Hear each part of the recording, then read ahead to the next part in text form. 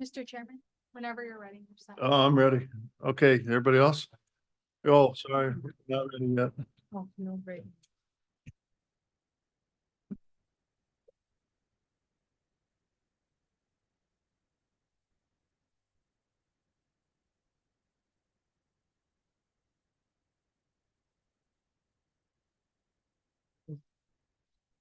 What's that? You did that like drumming?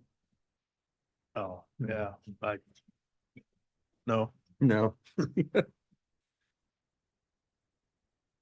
I think it's part of the work they're doing on the garage down there. I think, yeah. Hello, how are you? Wonderful. Right. Yeah, in a couple of weeks.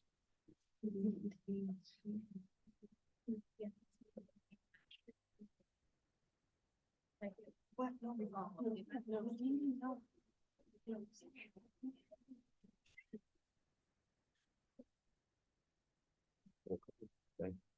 Yeah.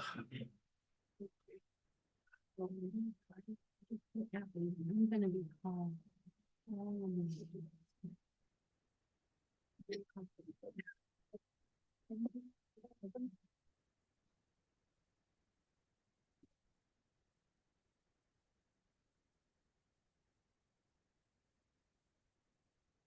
Oh, no.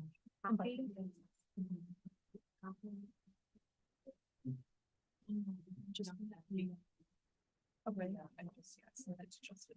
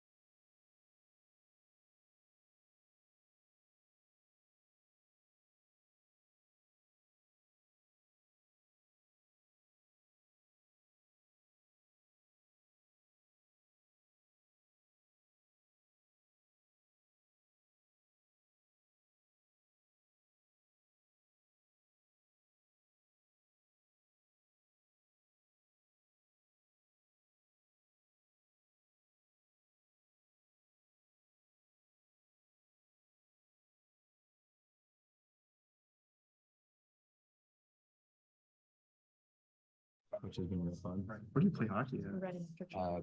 KCIC, so up in Shawnee. Even if that's not running? In Independence. Still, I wasn't aware we had a hockey rink there. I made like 4. In the metro though, but Yeah, are we they got actually in the city? big also. We're ready? Okay. Thank you for everybody's patience. Technology, you gotta love it. I tell you, and it's really slowed things down here at the city, but good morning and welcome to the May 22nd, 2024 City Planning Commission meeting. I really want to acknowledge the staff and the work that they've gone through to make this meeting happen. So kudos to you and you know, I know we're getting started a little late, but that's kind of what happens as things go down. So thank you very much for your efforts to do this. And hopefully our whole system will be up soon so we can get back to business as usual. Our meeting today is going to follow the advertised agenda that was placed on the city's website. We'll begin with the consent items followed by the regular docketed items. Typically our consent agenda items are opened, heard, and a single motion is made for all of those items at one time. Then we move to our regular agenda items, which we open the anticipated cases to be continued to another date first. Make a single motion on those, and then we hear the remaining cases in the order which they're published on the city's website. So the commissioners look forward to hearing your case today, as we understand every project is important and unique. In addition, we want to make sure that we address all of the docketed items individually with the attention they need to build consensus between the applicants, public, and the city staff. We also believe we can reach consensus by being brief yet heard. Because our meeting is hybrid and recorded, we have time limits for the cases that we hear, which is 5 minutes for the staff presentations, 20 minutes for the applicant, plus any questions by the commissioners. Then once we move to public comment, I will call on those who are joining us here in person first, followed by those who are joining us virtually. We do have a timer to keep our meeting on track and expect public comments to be no longer than 2 minutes when speaking as an individual, or up to 5 minutes when representing a community association or a larger group. In all instances, please be brief and limit repetitive comments. If you are joining us virtually, please have your camera on and your name correctly displayed in your Zoom thing so we can see who you are. It just helps us be able to communicate better with you. So as we get started, I ask staff to provide any additional ground rules and instructions as we conduct this meeting, just to make sure we have minimal disruption and maximum clarity. So Anna, thank you. So for some extra clarity on what's occurring during this hybrid meeting, for those of you who are online, there are 2 categories of people who are participating in the meeting. We have attendees and panelists. So right now, the only panelists are any commission members participating online or city staff online. If you are an applicant or a citizen who is interested in a case, you're going to use the raised hand function when the chair calls the case. And this is going to let city staff know that you should be promoted to a panelist position. There is a ribbon at the bottom of your screen. If you are using the Zoom app on a computer or smartphone, you're going to click that hand icon, and that is going to raise your hand. You're going to need to accept that promotion, and then it is going to appear very temporarily that you've been disconnected from the meeting, but please don't panic. You will be reconnected shortly. This is just Zoom changing your role from an attendee to a panelist. As the chair mentioned, if you are joining us via the app on a smartphone or a computer, please change your screen name to reflect your legal name. This is going to help with the promotion process. If you are calling in on a standard phone line, you cannot adjust your screen name, but you can still participate by raising your hand by hitting the star followed by the number 9 key. And this is going to allow us to promote you. When it is time, when you have been promoted, you're going to turn on your camera and microphone so that the commission can see and hear you when it is your time to talk. Your microphone does need to be muted at all times unless if you are actively giving testimony, and this is to reduce as much audio negative feedback as possible. As a reminder that the chat box on Zoom is only for questions about the agenda or about logistics of Zoom. Merits of each case cannot be discussed in the chat box. For those of you who are in person, you are going to approach the microphone that I'm pointing to now, kind of here in the corner of the committee room, when it is appropriate to give public testimony. If you have any exhibits, so for example, a presentation, photos, maps, have those ready on a jump drive, and email those exhibits if admitted to your planner after the meeting. If you're an applicant, you're going to approach the desk to give your presentation and testimony. If you are in person, there is no need to also be in the Zoom meeting. That is because when multiple microphones are on at the exact same time, again, additional audio negative feedback can occur, and we want to reduce this as much as possible. That's it, Mr. Chair. Okay, thank you. Has Forrestine been able to join us yet? Yet, he has been emailed the correct link, though. Okay. All right, thank you. So let's go ahead with the consent agenda items, please. We're starting with C1. This is a request to approve a final plat in District B3-3, which is a business zone district on about 88 acres, generally located at the northeast corner of Northwest Ryan Ridge Road and Northwest Cookingham Drive, creating 5 lots and 1 tract for a multi-use development. This is case CLD Final Plat 2024-8. C2, which is the second item on the consent agenda, is CLD Final Plat 2021-14. This is a request to approve a final plat in District MPD, which is the Master Plan Development Zoning District, creating 1 lot to allow for the renovation of an existing casino to a mixed-use development that includes retail, hotel, and an amphitheater on about 30 acres, generally located at the northeast corner of Northwest. Is that the right address? I feel like I have copy and pasted the wrong thing. 1 second. It is? Okay. On Ryan Ridge Road, excuse me, and Northwest Cookingham Drive, creating, I didn't think so.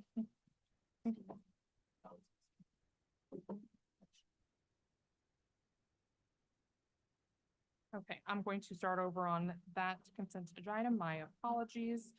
You know, technology issues. It's C2, CLD Final Plat 2021-14.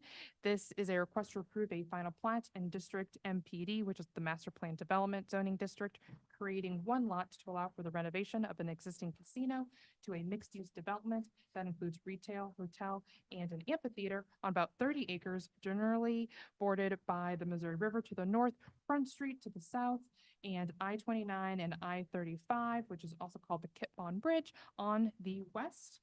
And we also have C3, which is case CD-CPC 2024-29. And this is a request to approve a project plan in District SC, which is the Shoal Creek District, to allow for a commercial building as part of the Eagle Point development on about 1 acre, generally located at the northwest corner of North McKinney Avenue and North Shoal Creek Valley Drive. That concludes the consent docket, Mr. Chair.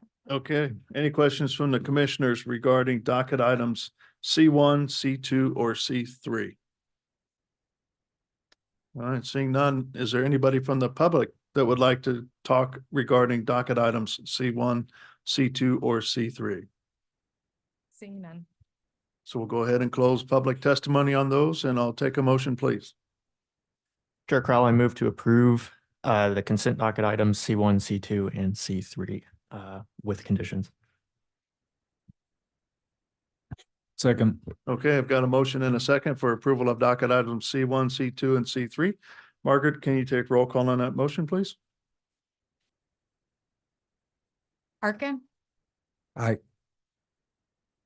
Beasley, I don't think she's joined us yet. Crawl, Aye. Pasek, Aye. Padilla. Aye. Okay, looks like the motion passes 4-0 then. All right, let's move on to our regular agenda items, beginning with those we need to continue to a future date. And just for additional clarity, that there are several items on the agenda that need to be continued to June fifth, because when files were restored for city staff, some files were lost. So to allow for those files to be recreated, the cases need to be continued to June fifth. So first item being continued is docket item 2. This is case CD-CPC 2024-18. This is a request to approve a preliminary plat, a residential development plan, and rezoning from districts M1-5, R 7.5, and B3-2 to master plan development, which is the master MPD district, to allow for mobile home development on about 50 acres, generally located at Raytown Road and Blue Ridge Cutoff. Again, this is a request to continue to June 5th. Docket item 6, this is case CD-SUP 2024-12. This is a request to approve a special use permit to allow for a drive-through facility for an eating and drinking establishment in District DC-15, which is the downtown zoning district, on about 0.8 acres, generally located at Grand Boulevard and East 12th Street. We have docket item 8, which is 8.1 and 8.2, case CD-CPC 2024-31. This is a request to approve an area plan amendment to the KCIA area plan from mixed-use community to commercial/industrial on about 59 acres, generally located at Interstate 435 and Northwest Cookingham Drive. The companion case CD-CPC 2024-30. This is a request to rezone about 49 acres from District AGR to District M2-3, which is an agricultural residential zoning district, to an industrial zoning district, generally located at Interstate 435 and Northwest Cookingham Drive. Again, a continuance to June 5th. Still, I'm so sorry. Okay. We have docket item 10, which is case CD-SUP 2024-16. This is a request to approve a special use permit for an event venue serving as a community center in District R6, generally located at the southwest corner of West 26th Street and Bellevue Avenue. Docket item 12, which is case CD, again, a request to continue to June 5th. Docket item 12, CD-SUP 2024-6. This is a request to approve the renewal of a special use permit to allow for gasoline and fuel sales in District B3-2 on about 1.1 acres, generally located at East 27th Street and Prospect Avenue. Continuance request to June 5th. We have docket item 15, case CD-CPC 2024-33. This is a request to approve a major amendment to a previously approved development plan, also serving as a preliminary plat, to allow approximately 127 residential units in District B3-2, which is a commercial zoning district, and R 2.5 on about 19.5 acres, generally located at the southwest corner and southeast corners of North Inglewood Road and North Mercer Drive. Docket item 16, which is case CD-CPC 2024-48. This is a request to approve an amendment to the major street plan to remove 128th Street from the east side of Highway 169 to the intersection of Northeast 132nd Street and North Virginia Avenue. Again, a continuance to June 5th. And docket item 17, this is case CD-CPC 2024-12. This is a request to approve a development plan to allow for the construction of a residential mixed-use building in District M1-5 and B4-5 on about 1.1 acres, generally located at the northeast corner of East 16th Street and Holmes Street. And I think I inadvertently missed 8.2 when I was messing you with my got it. microphone. I got it? Okay. Yeah. And this is a number nine, excuse me. And number 9, which is case CD-SUP 2024-14, a request to approve the renewal of a special use permit in District B4-2, which is a commercial zoning district on about 1.2 acres, generally located at Van Brunt Boulevard and East Linwood Boulevard. And for additional clarity, all cases that were originally scheduled for the May 22nd meeting are also continued to June 5th due to the technology issues occurring at City Hall. I think you need to add 13 to that because 13 is not posted on the website.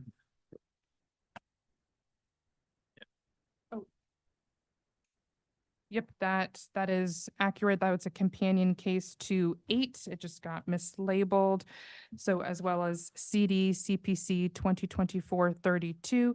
This is a request to approve a non-residential development plan to allow for communication service establishments in districts in the proposed M2-3 zoning district on about 49 acres generally located at Interstate 435 and Northwest Cookingham Drive, a continuance to June 5th for that one as companion case as well. Good catch. Okay. So just to summarize, we're looking to continue docket items that are the docket that's posted on the website. Docket items 2, 6, 8, 1, 8, 2, 9, 10, 12, 13, 15, 16, and 17. That is correct. Okay. And all of them to June 5th, without fee. Correct. All right. Any questions from the commissioners regarding continuance of those docketed items? Okay, seeing none.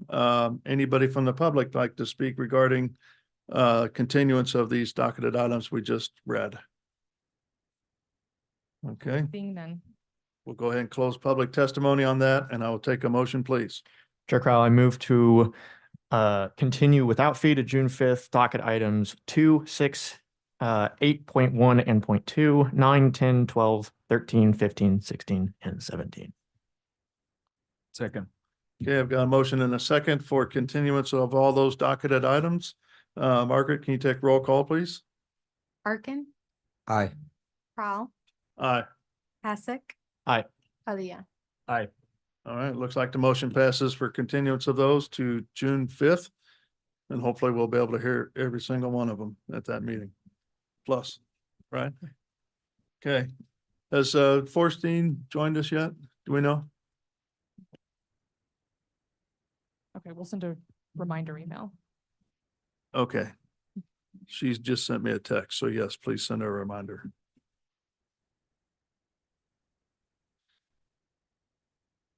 Okay, so with that, let's move back to our regular agenda items, beginning with docket item number 1. And I'm hearing from those online that we have to get very, very close to the microphone for them to hear us. Okay, So very close. We're starting with docket item number 1. This is case CD-CPC 2024-2. This is a request to approve a major amendment to a previously approved development plan, which also serves as a preliminary plat to allow for the construction of a 13,000 square foot daycare in District B2-2, which is a commercial zoning district on about 1.5 acres, generally located at 9880 North Cedar Avenue. Genevieve Kahn is the staff planner associated with this case. If you are the applicant or the applicant team, please raise your hand now. I am promoting a Dan Finn.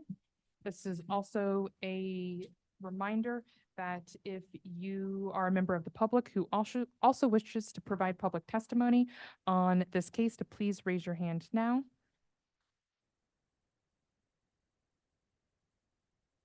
Hold on, Genevieve, can you stop sharing your screen like that?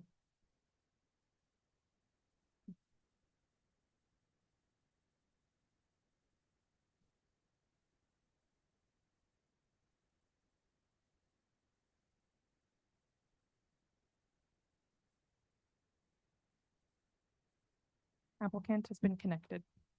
okay. Good morning. Hey, commission members. Really close, Genevieve.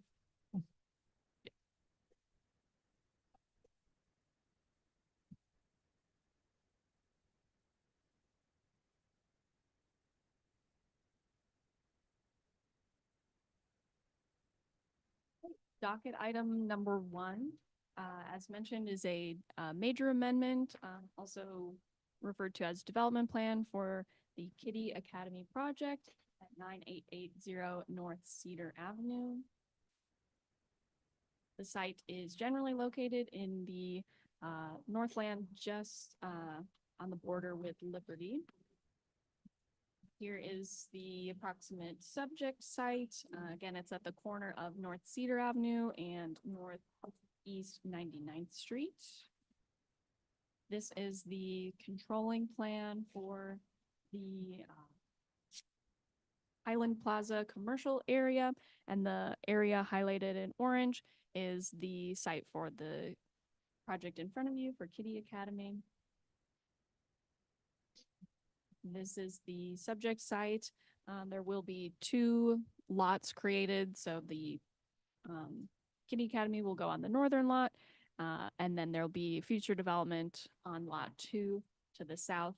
And what's proposed is a 13,000 square foot daycare center building. Here's a more detailed site plan provided by the applicant. You can see there is a playground area to the west of the building. The parking area is to the east. I wrote in more detail in my staff report about discussions that staff and the applicant had about the placement and screening of that parking area right on the corner and being highly visible from the right of way. And then I just wanted to highlight the landscape plan, which will provide some slight berming off of North Cedar Avenue, in addition to the required landscaping to help provide additional screening for that large parking area visible from the right of way. And then I just have a few elevations. The primary materials are stucco and brick veneer along the bottom of the building with some accents around. And then here we have the east elevation, which will serve as the front of the building facing towards North Cedar. And then continuing that brick veneer around on the north elevations, which also faces the public right of way, and south, which will face any future development on that lot number 2. And then just a street view image of the site. It's just green filled at this time. There's nothing there. And then this is from that intersection where the project will be located. There is an existing tree line with the adjacent neighborhood that will remain and serve as screening from the project. And staff recommends approval subject to conditions for this project, and I can take any questions. Okay, thank you. Any questions from the commissioners? So I've got one, with the change in our land development division and how things are being reviewed and approved now. Should we update our conditions with the appropriate contact names for each of the little sections within the conditions? So we have that corrected? The city staff who are involved in that process are not changing, so the contact information still shall be adequate. I can't hear you. I'm So sorry. the city staff who are reviewing those items are not changing, so the contact information associated with those conditions should still be accurate. So they'll stay the same until kind of all of those get through, and then because I understand, some of the review might change. Okay. Yes, yes. All right. There's no questions. Let's welcome the applicant then. You said the applicant's joining us online? Yeah, good morning. Dan? Can you hear me? If you are talking, we cannot hear you. Can you hear me, Genevieve?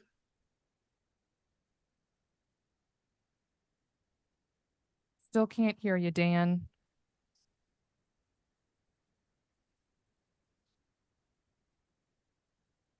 Justin, can you test to see if you can unmute yourself and we can hear you? You guys hear me? Yes, we can, but Okay, I can hear Mr. Finn online, but not in the room. Is it working? I mean, but versus like the Zoom being broken. Oh, with okay. the speaker in the. Hang tight 1 second, Dan.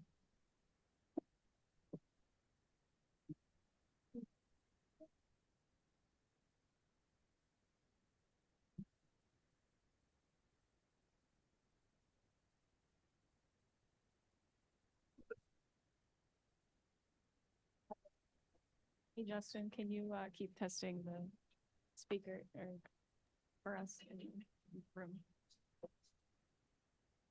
Can you hear me? More.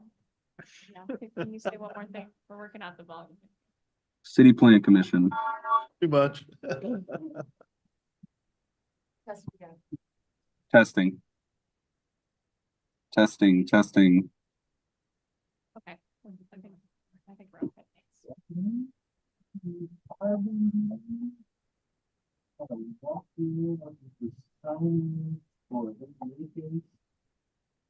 Thanks. Dan?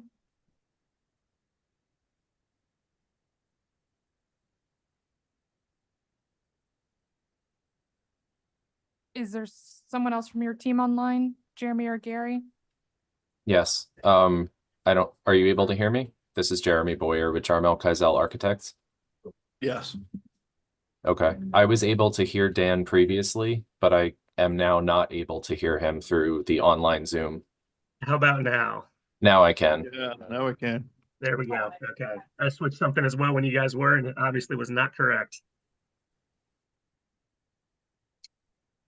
All right. Yeah, Genevieve, anything to go add to ahead. the city staff report, Dan? No. So yeah, Dan Finn, civil engineer with Phelps Engineering, representing the Woodmont Group for this project. Nothing further to add. We're in agreement with all the conditions listed within the staff report. And kind of as Genevieve mentioned, with me are members from the Woodmont Group who can speak to any questions regarding operations, as well as Jeremy Boyer, the architect on the project, if there's any questions about the building. And we'll stand for any questions. Okay, thank you. Any questions from the commissioners to the applicant? All right, seeing none, let's go ahead and open it up for public testimony. If there's anybody out there that would like to speak regarding docket item number 1, please come forward or use the Zoom feature and raise your hand and you will be called upon. Seeing none online. Okay, so we'll go ahead and close public testimony. Anything else you'd like to add from the applicant standpoint? No, nothing on our end. Okay, thank you. With that, I'll take a motion from the commissioners. Chair Crowell, I move to approve docket item number 1 with conditions. Second. Okay, so I've got a motion and a second for approval of docket item number 1. Margaret, can you take roll call on that motion, please? Arkin, Aye. Prowl, Aye. Pasek, Aye. Padilla. Aye. Looks like the motion passes then 4-0. With that is, have we been able to get Forstine online? She's still not online. Okay. She's gonna what? Okay. All right, so let's move on to docket item number 3 then. We have docket item 3.1, CD-CPC 2024-44. This is a request to approve an area plan amendment to the Truman Plaza area plan from residential low density to mixed-use neighborhood on about 0.14 acres, generally located at the northwest corner of North Topping Avenue and Scarrett Avenue. Companion case 3.2. This is case CD-CPC 2024-21. This is a request to rezone from District R 2.5, which is a residential zoning district, to District O, which is the office zoning district, on about 0.14 acres, generally located at the northwest corner of North Avenue and Scarrett Avenue. Larissa Chambi is the staff planner associated with this case. And this is a reminder for the applicant to please approach the desk now or raise your hand in Zoom to participate in the public hearing. Kobe, this is Forsteam. I'm on the phone. Which item are we on? We're on docket item 3.1 and 3.2. Okay, thank you. Thank you. Just make sure you caught that, Margaret. Okay. All right. Good morning. Good morning. Okay. I can try calling the applicant or we can. Very close. The applicant has not approached the desk and has not joined the online meeting. We can Towards the end of the meeting and I can try Yep. on the call. Okay, so we'll hold docket items 3.1 and 3.2, and let's move to docket item 4. We have docket item number 4. This is case CD-CPC 2024-43. This is a request to approve an area plan amendment to the Truman Plaza area plan from light industrial to mixed-use community on about 22 acres, generally located at 601 Hardesty Avenue. The companion case 4.2, this is case CD-CPC 2024-39. This is a request for a rezoning from UR, which is an urban redevelopment, and M1-5, which is a industrial zoning district, to UR urban redevelopment with an associated development plan and preliminary plat for the redevelopment of the former Hardesty Federal Complex on about 22 acres, generally located at 601 Hardesty Avenue. And I'm the staff planner associated with this case. The applicant team is in the room.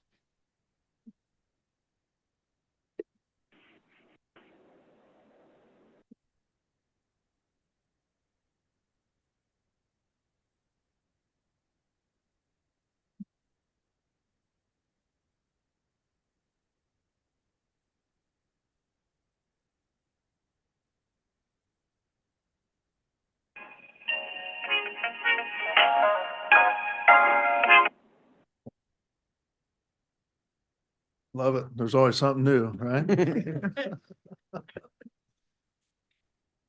I previously mentioned, we're working on docket item number 4.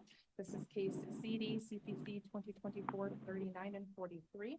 The location is 601 Hardesty Avenue, and there's a rezoning and a development plan and an area plan amendment associated with this case from UR and M1-5 to UR. The site is roughly located in the historic northeast portion of Kansas City, Missouri, adjacent to Independence Avenue. This is a view of a portion of the site from Google Street View. This is one of the prominent buildings as you are standing on Independence Avenue, looking east of one of the main buildings in its current state. This is another view looking east from Hardesty. If you are looking kind of in towards some of the other buildings currently located on the site. This is a site plan of the proposal. The proposed uses associated with this project include residential, roughly around 489 units, retail, there's restaurants, farmers market, a daycare, and offices all proposed. The review criteria associated with the rezoning portion of this case is listed on the screen. I'm going to go over 3 of the points that highlight city staff's recommendation. We have A, which is the conformance with adopted plans and policies. The associated area plan amendment with this case does support the area plan from light industrial to mixed use community, as well as associations with the KC Spirit Playbook, which talks about how this is an effective example of what infill and redevelopment can be. And this is going to, focus on historic preservation and adding a lot of activity to the site. We have C, which is the physical character of the area in which the proposed property is located. So making sure that's in conformity. So Independence Avenue is already a very mixed-use corridor adjacent to lots of established neighborhoods. So this mixture of residential units and mixed uses will be a benefit to the area.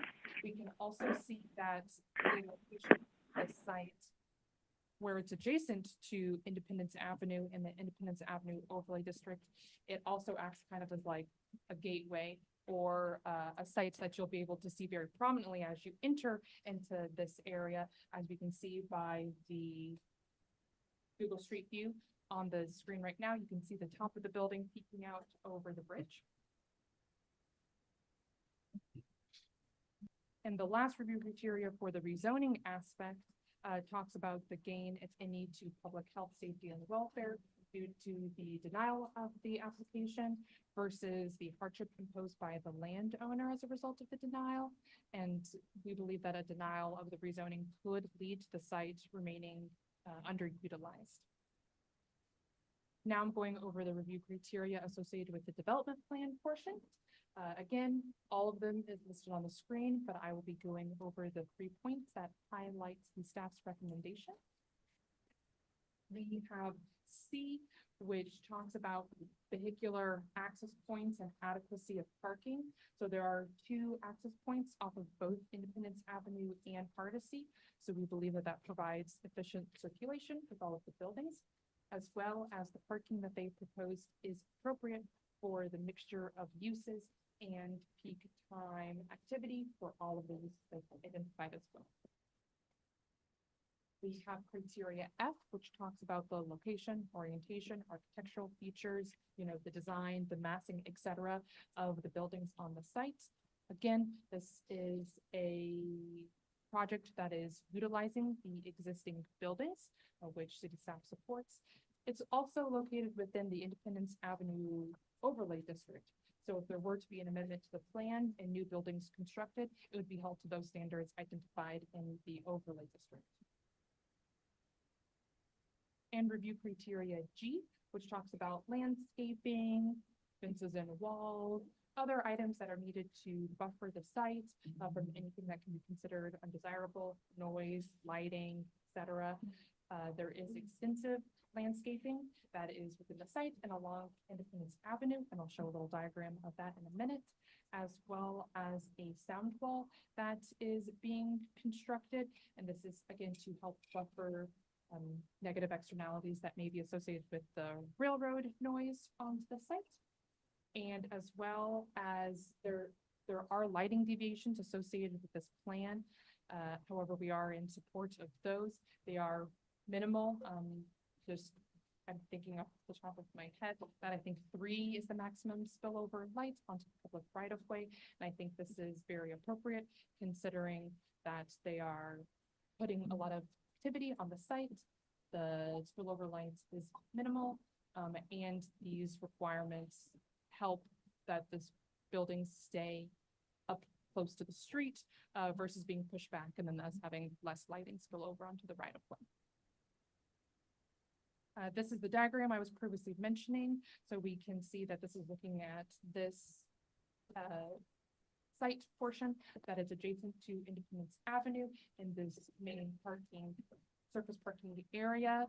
We tend to not like surface parking adjacent to a major corridor like this, but as we can see that there are plenty of trees and it is set down a little bit grade wise. So people will not be experiencing, if they're a pedestrian or car, that interaction directly with parked traffic. There is quite a bit of buffer there. Thus, we recommend approval for the area plan amendment and approval subject to conditions for the rezoning to UL and development plan. The staff report indicates that there are several conditions that must be resolved prior to City Council ordinance requests. This was drafted before the outage. So since that time, the developers have worked to resolve those corrections. So they're not applicable at this time. So I'll go over everything that has been resolved since then. I do need to add a condition about the administrative adjustment for the street trees along Hardesty. And this is in lieu of the bountiful native landscaping islands that we see throughout the campus. So I would be adding that condition to the plan, as well as removing conditions 36, 37, and 39. It's because they came to an agreement with the Parks Department in relation to their parkland dedication and what type of tracks and easements are necessary to meet that requirement. So they've provided us with an additional plan describing that, as well as adding a condition for more detailed information to be provided to them for the final plat, as well as updating conditions 38 and 40 to read for 38, all trails to satisfy the parkland dedication requirements. of the development shall be constructed of concrete, a minimum of 7 in width, and meet the Parks and Recreation construction standards, as well as updating condition 40, that any changes to the private open spaces meet the parkland dedication requirements shall be assessed and reviewed by the Parks Department. As well as updating conditions 41 and 42, because those items have also been resolved with the appropriate reviewers, to say identify pedestrian scale lighting on the walking trail to improve nighttime natural surveillance in the final UR plan, as well as 42, provide standard operating characteristics, including but not limited to security measures, lighting, hours of operation, noise, access requirements for key cards and things on their own unique plan sheet in the final UL plan, all which was previously discussed with the police department reviewer. That concludes my presentation about item 4. I'll be happy to answer any questions. Okay, I just want to clarify, so 4.1 and 4.2, you're recommending approval of both? Because Approval of the area plan amendment and approval subject to conditions on the rezoning. And okay, because you had something before that said not. I think that was a zoning kind of thing that you discussed early in your presentation. Can you clarify your question? Earlier in your presentation, I think there was a zoning kind of issue. You recommended denial of that. There's just some discussion through the presentation on that. So I just wanted to make sure that that's not the case. That is not the case. Okay, thank you. Any questions from the commissioners regarding docket items 4.1 and 4.2?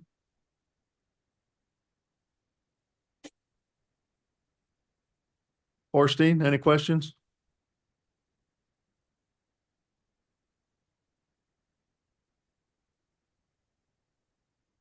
Okay, let's go ahead and welcome the applicant then. Good morning. Good morning. I'm Brent Sells of Talbot and Brown. Truly our pleasure to help bring this project to coming. My left, Jonathan on my belt. You speak directly into the mic, please. Scott Rosen is to my right with Rosen Architects, and I think we have various team members online as well. Okay. Anything you'd like to add to this staff report? Nothing to add other than that we're excited to bring this project to the Northeast and much needed pedestrian activity and affordable housing. Thank you for your time and consideration. Okay. If there's nothing else, let's go ahead and open it up for public testimony. If there's anybody out there that would like to speak regarding docket item 4.1 and 4.2, please come forward or raise your hand using the Zoom feature and you will be called upon. No one has approached the podium and no one has raised their hand. Okay, so we'll go ahead and close public testimony then. Anything else you'd like to add? I mean, I guess there's quite a few changes in conditions. Any issues with any of those? No. Okay. All right. I did get a chance to listen to this project as part of the Brownfield Commission. Sounds like a great project. I know the Brownfields Commission was very supportive of this. It's a great project, I think, for that area and all around. And you get a nice aerial view of the bridge and how well it holds back truck traffic. So I think that's awesome. With that, I'll take a motion from the commission, please. Chair Crowell, I move to approve docket item 4.1 without conditions and 4.2 with conditions stated. Now you got to do all the modifications as part of your motion. So you get to amend that. Yeah. So do you mind if I take a look at the? So you need to add. I've got to pull it up. Here. Okay, so with docket item 4.2, add the docket item or condition number 43, removal of 36, 37, and 39. Add condition or with condition 38 and 40 to update with the additional language, and then 41 and 42 to add conditions as stated. Yeah, 41 and 42 are adders, as noted in the staff report. Got all that? Okay. Second. So I've got a motion and a second for approval of docket items 4.1 and 4.2 with the additions, changes, and removal of conditions as stated. So Margaret, can you take roll call on that motion, please? Arkin, Aye. Beasley, Okay. Prowl, Aye. Hasek, Aye. Padilla. Aye. Looks like the motion passes 4-0. Thanks for coming in and your patience. Good luck.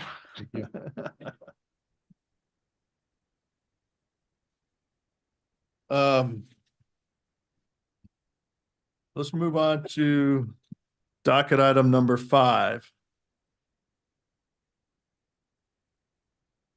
We have docket item number 5. This is case CD-ROW 2024-5.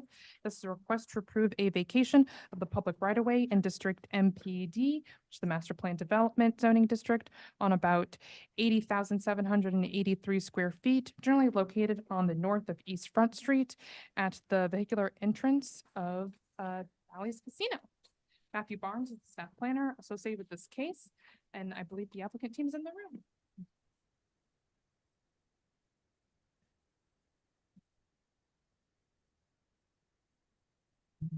Okay, good morning.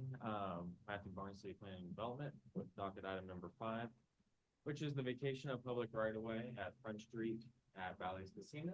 Now you have to get a lot closer to the microphone, I'm sorry. It does. It's located down by the river, kind of northeast of downtown. Here's a closer view yet. You can see I-29/35 just to the west, and the site is highlighted in yellow there. Bally's Casino is just to the north there. Here is just a survey of the area to be vacated, showing what is currently right away that the applicant is vacating as part of the approval process for the final plat that is under consideration for the same site. And here's just a view of that area to be vacated. You can see it's just the entrance to Bally's Casino.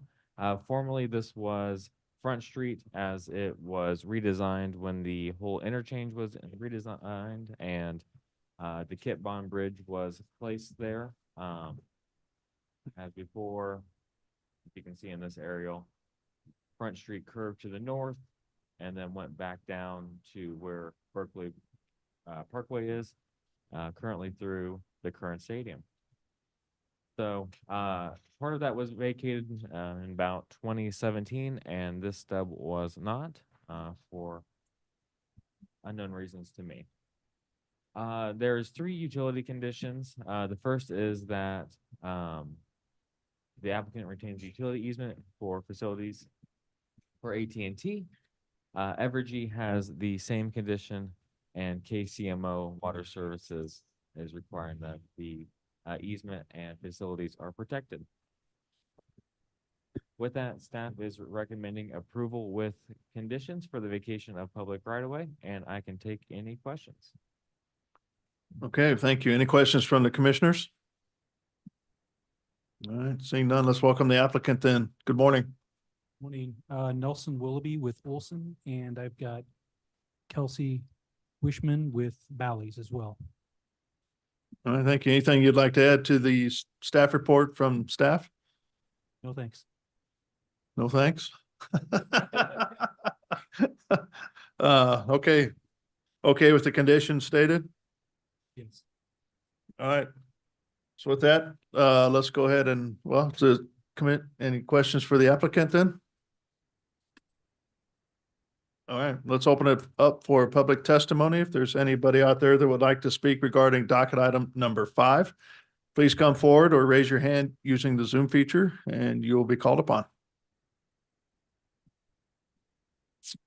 Seeing none online and no one's approached. the Okay, microphone. so we'll go ahead and close public testimony then. Anything else to add? All right. So with that, I'll take a motion then from the commission, please. Chair Crowell, I move to approve docket item number 5 with conditions. All right. So I have a motion and a second for approval of docket item number 5 with conditions stated. Margaret, can you take roll call on that motion, please? Arkin, Aye. Crawl, Aye. Passick, Aye. Padilla. Aye. Looks like the motion passes. Thank you. All right, I'm gonna keep going on. We haven't heard back from the applicant on number 3, have we? Nope, we'll just wait till the end for that. I'm sorry? We'll just wait for the end, to see if they'll join. They've been notified. Okay, And I'm pleased to welcome, Ms. Beasley is back. okay, online. good. All right, so let's move on to docket item number 7 then. Okay, we have docket item number 7. This is case CD-CPC 2024-38. This is a request to approve a development plan, which also serves as a preliminary plat for an industrial development in District M2-3, which is an industrial zoning district on about 60 acres, generally located at 10951 North Congress Avenue. Genevieve Kahn is the staff planner associated with this case, and the development team is in the room with us.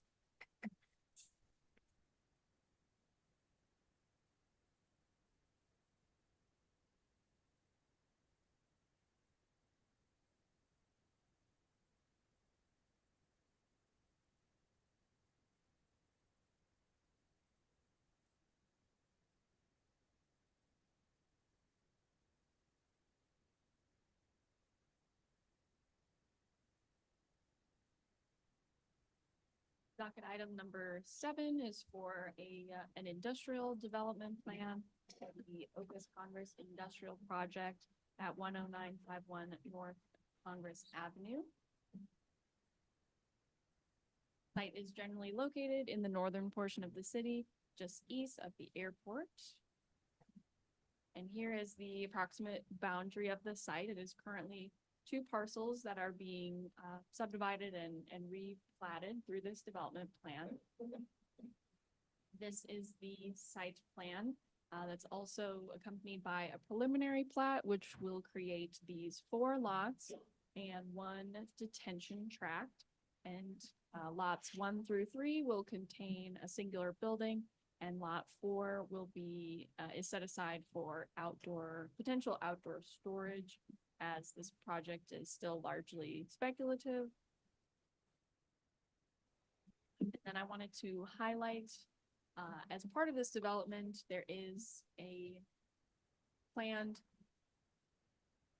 extension at some point in time on the city's major street plan for Northwest 112th Street, which crosses to the north, north of the abutting property, and then curves down and will cross a very small portion of the subject site. And so the applicant has identified the amount of right-of-way to be dedicated in order to accommodate this future street extension. Then we have the phasing plan. As mentioned, the project is still largely speculative. So we're expecting that the blue areas will be developed first and then followed later by the red areas. And then just highlighting some of the landscape plan, especially fronting Northwest 108th Street, which is along the south. Staff did request some berms here in addition to the landscaping, just to provide additional screening from the parking that's fronting the public right-of-way. And then the elevations provided by the applicant, which materials are mostly cast concrete, which is fairly standard for these types of projects. And then some street view images of the site. It's undeveloped at this time, previously used for agriculture, most likely. So this view shows the subject site on the left. And then another view of the site on your right. And staff recommends approval subject to conditions for this project, and I can take any questions. Okay, thank you. Any questions from the commissioners to city staff?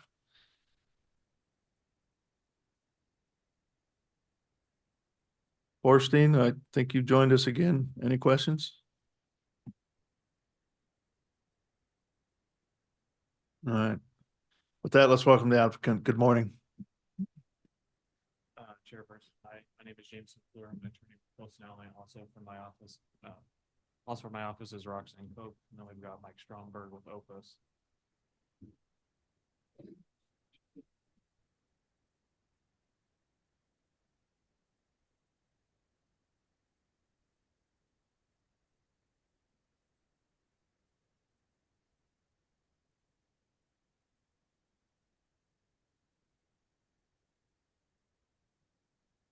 Sorry, Travis.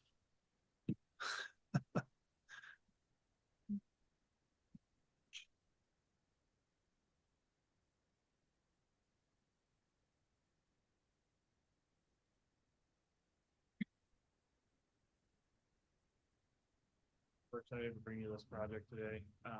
Opus Development has quite an extensive history of working with industrial developments here in the Kansas City area. I'll let Mike speak a little bit more to that. But as Genevieve noted, it's in the right next to the air assessment subject site. And our plan, we have essentially four different projects going here, the 2 lots that are future development and the 2 that are current development. We did have a couple of changes to the comments, which we've spoken to staff about. First was with comment 3 regarding bike parking. It's just for that we seek adding additional language to allow us to seek a variance if we're unable to make the bike parking. And then we've worked with Travis Kiefer to adjust some of the language on comment number 37. And I think Genevieve has that language actually.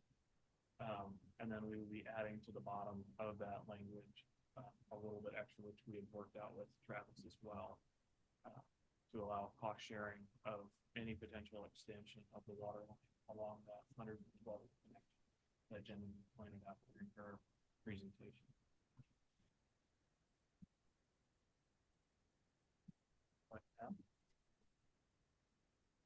I just want to make sure that we've got the full, good morning, City Planning Commission and Chair. Appreciate the time again this morning. I just want to make sure we have the full statement as to the revised condition number 37. Is it up there? Do we need to read that? Yeah, I don't know if you want to do that now, if you want to hear. So Travis, I think you might have something on that.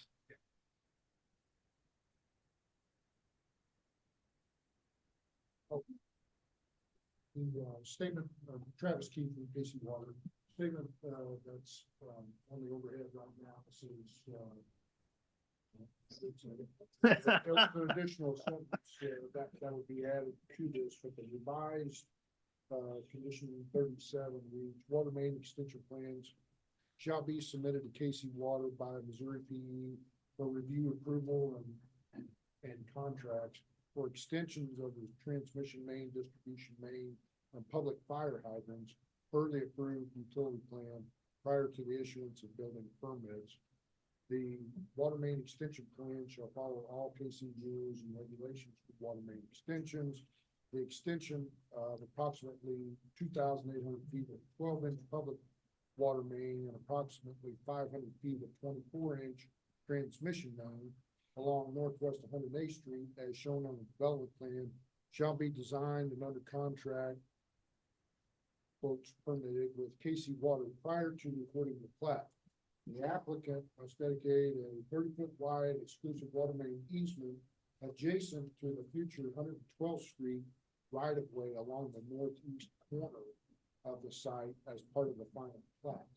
And then this additional sentence, the city will share the cost of the 24-inch portion of the water main to the extent of the cost of the 24-inch main exceeds the cost of the 12-inch water main for the length of the 24-inch water main as funding is available.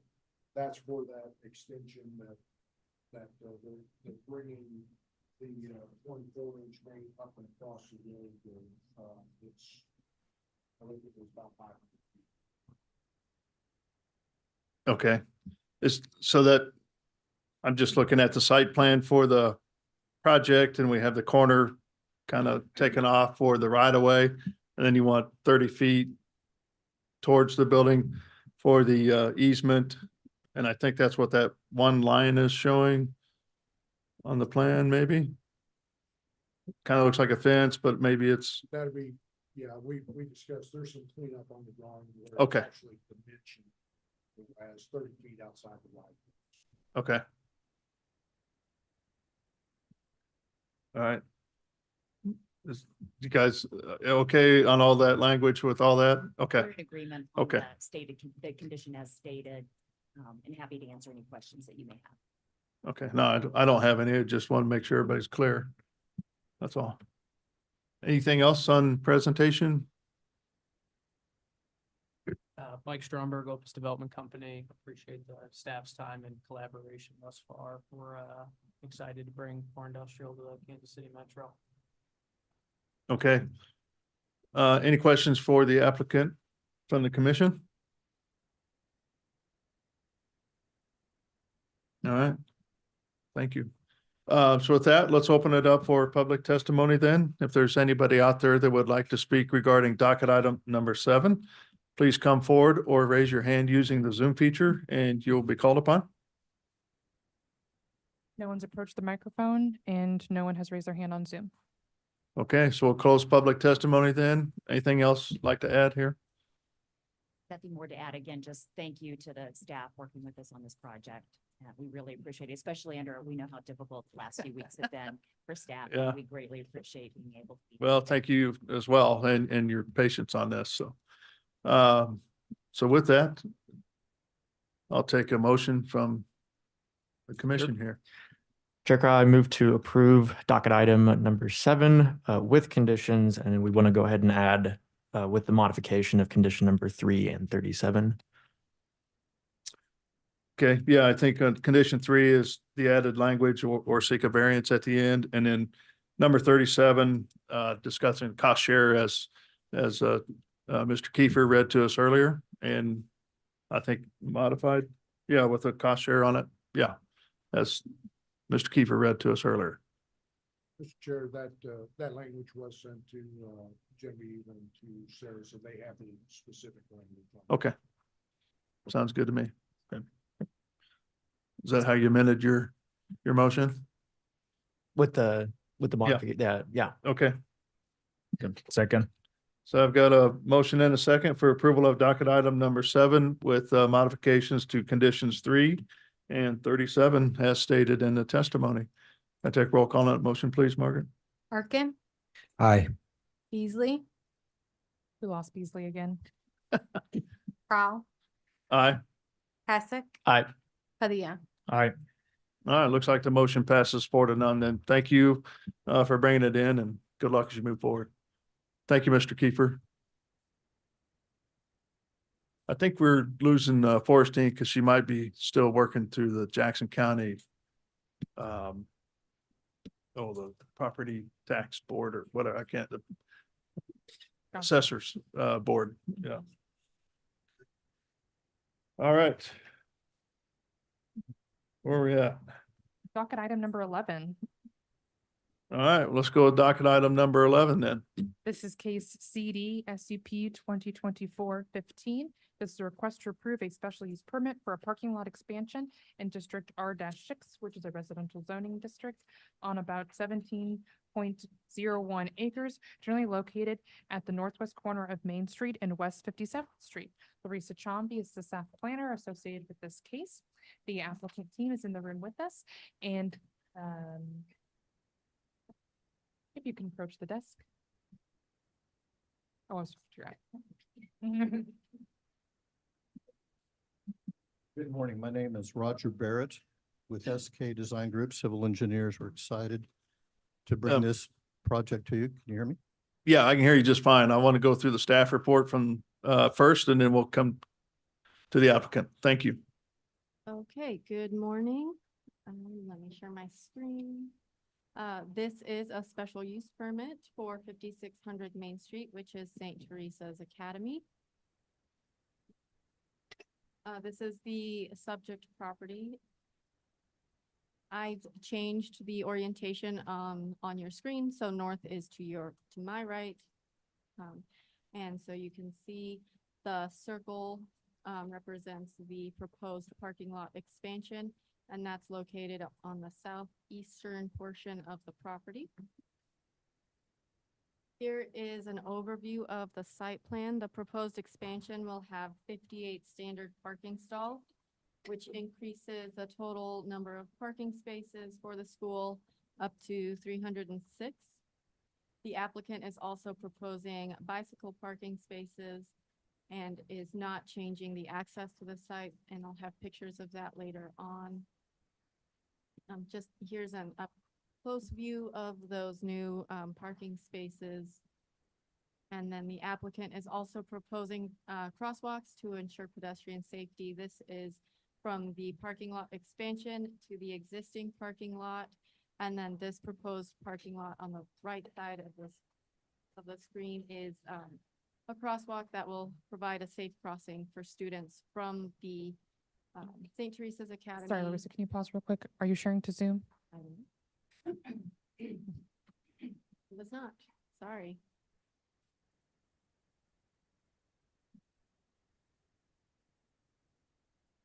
Okay, do I need to start over?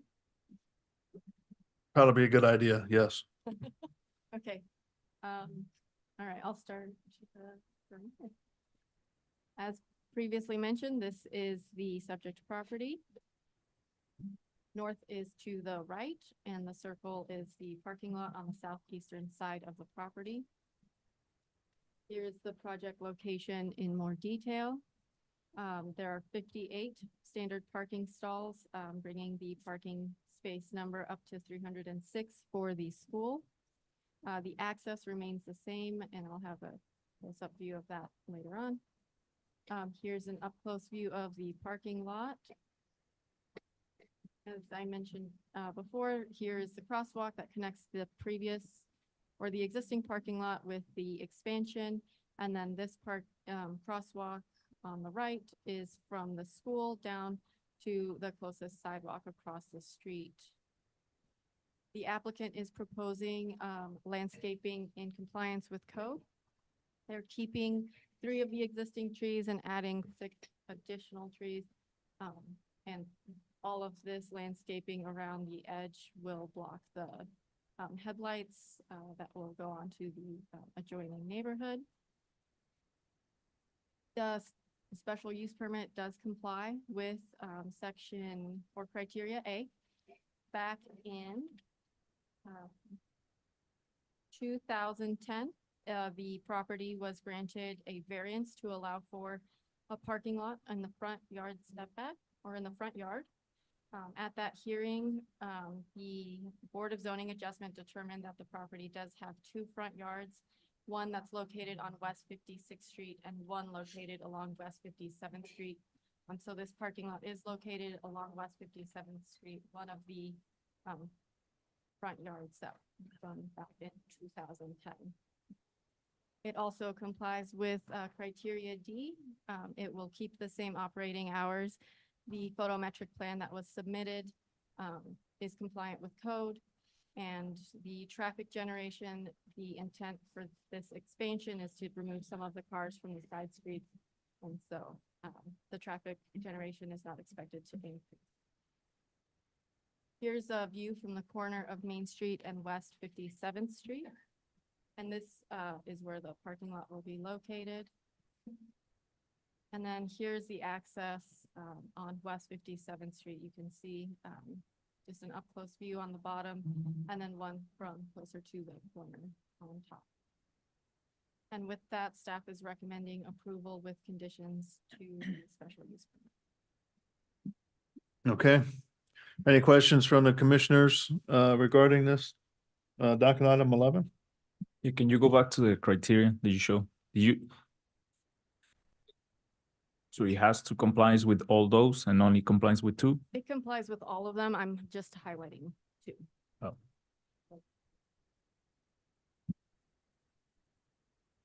Any other questions? No. Okay. Good morning. Let's welcome the applicant then. Good morning. Good morning again. My name is Roger Barrett with SK Design Group. With me is St. Teresa's Academy representative, as well as Dan over there. So I'll let them introduce themselves to you, and then I'll present the project. Hello, I'm Chris Newman, Chief Operating and Financial Officer at St. Teresa's Academy. Thank you for having us. Okay. Good morning. I'm Dan Waymuller with Newmark Zimmer. I'm acting as the owner's representative and the project manager for this project. Thank you. We appreciate as well the staff and Larissa working with us on this project. And we've had 2 neighborhood meetings. And we're excited that we have the funds to be able to create 50 new parking stalls that are not going to be parking on the city right of way for the safety of the students and staff of St. Teresa's Academy. And that's the project in a nutshell. So we'll be happy to answer any of your questions, and we agree with staff's recommendations. Okay. Any questions from the commission to the applicant? Can you Yeah. hear me? Yes. I do have a question. When's your Fantastic. anticipated start date and how long? Our anticipated start date is probably within 6 months from now, and we hope to have it completed by winter time. That would be probably the closest, calendar dates that I can give you. Okay. A year, 6 months to start, and then the following winter you'd be finished. Or if we're real lucky, we still have to get it through permit, and maybe we can get started in 3 to 4 months, but somewhere in that time frame. But we want to try to do this as quickly as possible, and at least start construction when the school year is absent during the summertime, if possible. Okay. Thank you. So just to clarify, the additional parking spaces are to prevent people from parking or students from parking along the street. Is that correct? What they are is to allow for more cars to park on campus and for the safety of the students and staff. So yes, but the actual demarcation of people allocating for that parking space has not been determined yet, but it's just generally getting 50 cars off of the public street onto campus. If there's not been a study, I guess my next question would be, how many cars do we have on the street surrounding? Is the 50 going to be enough to encompass everything that's there, or is it just going to? No, it will improve it tremendously, but it's not solving all of the parking that's on public streets, the surrounding public street.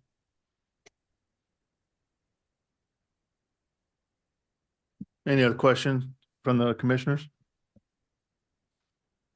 I think I'm just looking at the maps and just for curiosity, like why you decide to do it in the corner and on the other side, like on the west side, just exactly the same that you have on the east. Yeah, the west side is heavily used for recreational purposes for both St. Teresa's Academy as well as the neighborhood as well. So it's a nice grass flat usable area. So it gets used by not only St. Teresa's Academy, but the neighborhood as well. And so this area of the campus is where most of the parking is located already. If you notice, that westerly portion that you're looking at really doesn't have any large parking areas there. So this is really the extension, giving budget constraints as we all have, that we have the money to do an expansion. This is the best place. It has the most topography, vertical height differential. And so it's the best place to put that and to just extend the parking lot and put it in that northeast location. I guess I have another question. Do you have information as to what percentage of the students actually drive to the campus and then park either on one of the parking lots or in one of the surrounding streets? I don't have that information. I don't know if Chris does.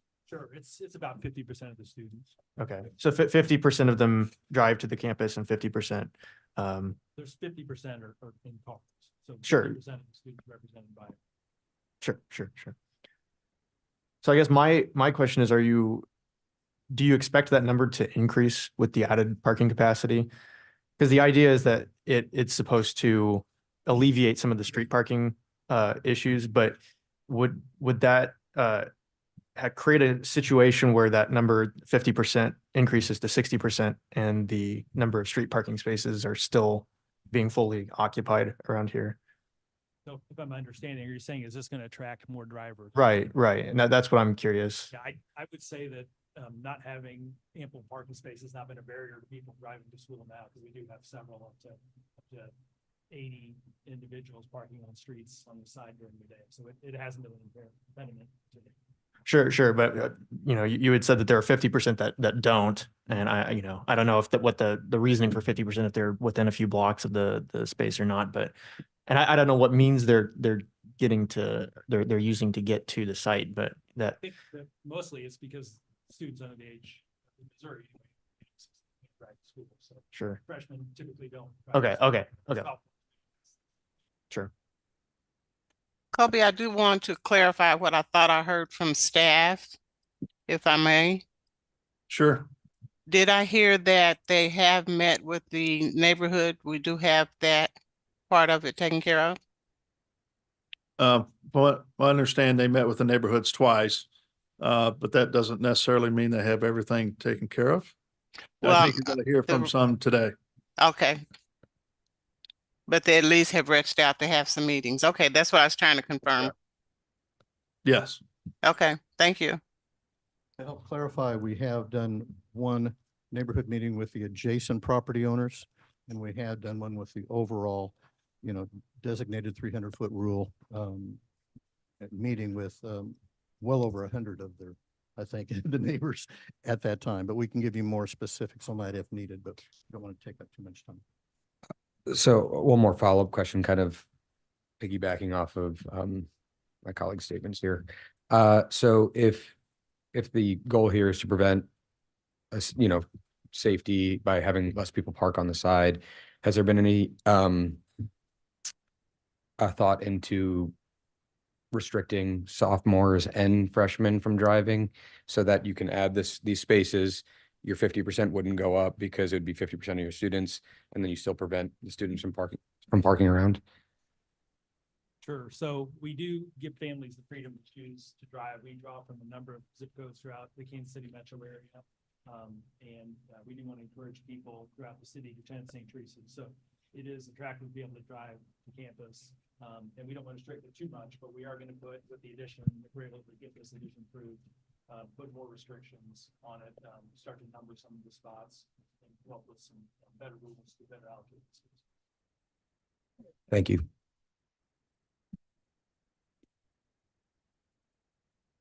Any other questions for the applicant? Borstein, before I move on, last chance.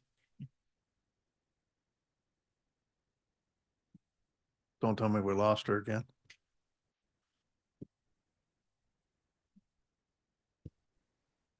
Yeah, we did. Okay, let's move to public testimony then. So if anybody would like to speak regarding docket item number 11, please come forward using the podium or raise your hand using the Zoom feature and you'll be called upon. Thank you. Good morning. Go ahead. Yep, you get to start. Hi, my name is Tom Usher. I'm president of Warren Homestead Homes Association. I live at 29 West 57th Street, which is right across from the shot put ring, almost right across from the front entry that we're all talking about. And I've been a resident since 1993 at that location. Want to start off, I guess I don't know, maybe I don't understand the purpose of the special use permit, but it says it's to determine whether the project is compatible with surrounding uses and development patterns. It says special uses may or may not be approved after due consideration of the impact of such surrounding areas and the public need and the use of the subject location. So I don't know if the public need means us, the surrounding residents, but I do want to just, if I've misunderstood that, I'll just move on. But I guess the main thing I want to say here is that while there may have been public engagement, I don't know that we were heard. We were brought into the process on April 3rd, and when the drawings were all done, we asked if they could consider carpooling, limiting, some of the questions that you guys have already asked. You obviously read all our letters, so I'm not going to get into those details, but it just seemed like we even asked for continuance for a couple of weeks to maybe get together and come up with our own conditions. so far I see from and we were told, no, we gotta get this project started. It was told to us it was gonna start in July and take a couple of weeks to complete.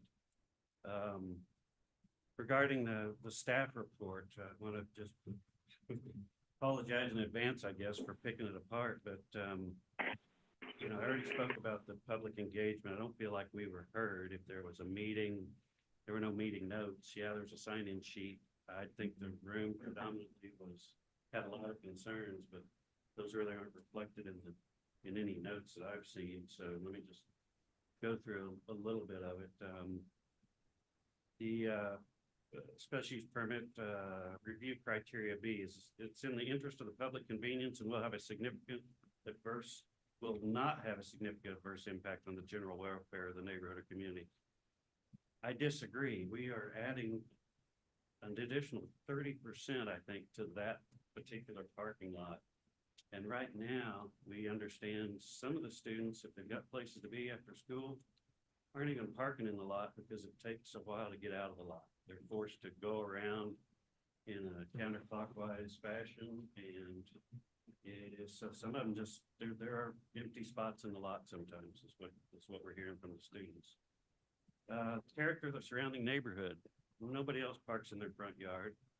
When we approved this in 2010, the setback for the parking lot in the front yard then was about 140 feet, I think. I don't have the old drawings, but it was significant. And my neighbors here were against that lot. I stood before this group in favor of it in support of St. Teresa's, and the 142 feet left us a nice green space. So it seemed to keep with the character of the property and allowed them to basically double the size of their parking. At that time, there was 517 students, and we were told there would be no significant increase. Now we're at 540. I could argue that's not significant, but to one of the questions from the council, yeah, what are the future plans? We don't know if there's a new building being planned. We don't know any of that. But needless to say, I think at the end of the day, we're okay with them parking on the street. We'd rather have the green space than the asphalt, and I haven't found anybody in my neighborhood that I've talked to that really wants to see a parking lot. D, compatible with the character of the surrounding area in terms of operating characteristics, hours of operation, outdoor lighting, noise, and traffic. I think others might speak to the fact that when the track and field was put in and everything, there are still events there where people park on the street and the lot is empty. And there are cars parked up and down Wyandotte, up and down Westover, on Main Street, 55th Terrace, I believe it is. All those sporting events, which are on the north end of campus. And I live on the south end. The parking lot's primarily empty. Streets are empty on my side. So I feel for the people that live on them close to the track. Pedestrian safety. I don't know that adding cars into that lot is improving any of the safety in any way. In fact, allowing them to park on the street allows for a quicker dispersal to the surrounding streets and over to Brookside and Warnell. So again, I don't see where any of the conditions thus far have any benefit to the community. They address, I think there's 3 conditions that address drainage and lighting and things like that, but we're not seeing any benefit, any conditions of the use permit that would benefit us.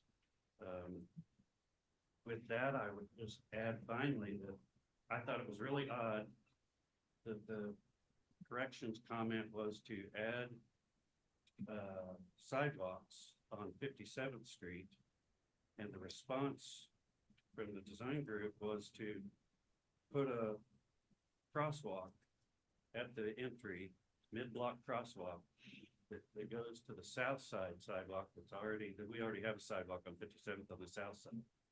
The students now park on the north side, 57th, the north side of the street, but yet we're putting in a sidewalk that takes them further from the school they're trying to get to after the park. I don't think that makes a lot of sense. And, don't know why we're not putting sidewalks in on St. Teresa's property on 57th and Main and Wyandotte for that matter. Because the kids are all parking along there and walking through the wet grass to get to school.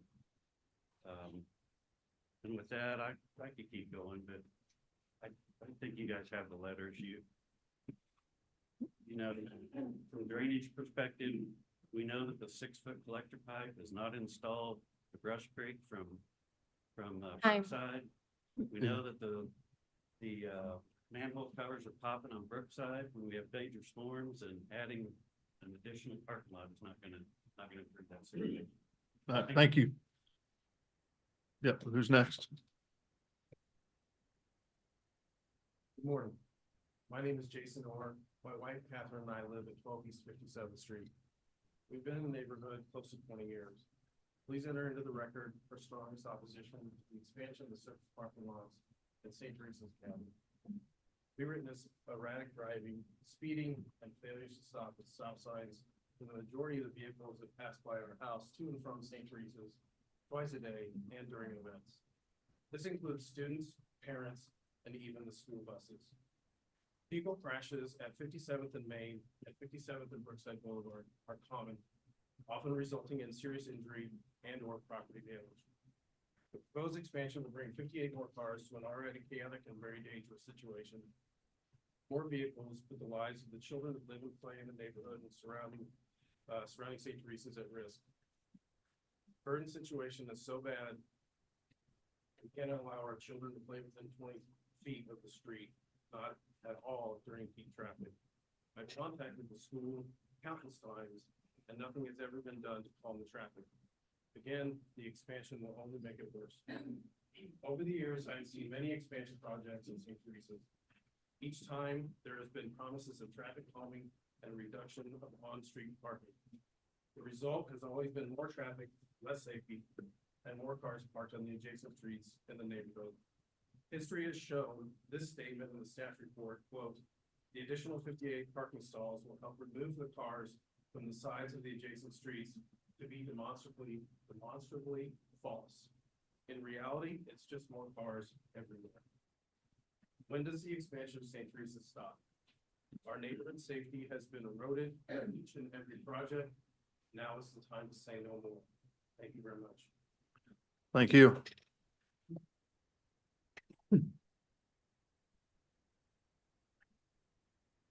I've lived at 15 West. I can hardly hear you. My name is Karen Carnes, Okay. and I've lived at 15 West 57th Street for over 30 years. We're directly across the street from the planned parking lot. At our neighborhood meeting, we were told that safety is the reason for adding the parking lot. St. Teresa's is not in a high crime neighborhood. You've already heard about all the cars that would be added. The website says that every day is Earth Day at St. Teresa's. I'm sure the students will see the blatant contradiction of committing to the environment versus digging up over a half acre of green space to build a parking lot. In addition to the added traffic and loss of green space and mature trees, there are questions about the additional water runoff and the potential for wet basements in the homes down the hill from St. Teresa's. Neighbors have reported that the steep grade and catch basin put in place after the last parking lot have had an adverse impact on the neighbors. Decisions that have such a powerful impact on our neighborhood should not have been made behind closed doors. We understand that it is their property, but our property value and quality of life are affected too. And without the opportunity to participate meaningfully in decisions, the very process that this commission is founded on is defeated. Thank you.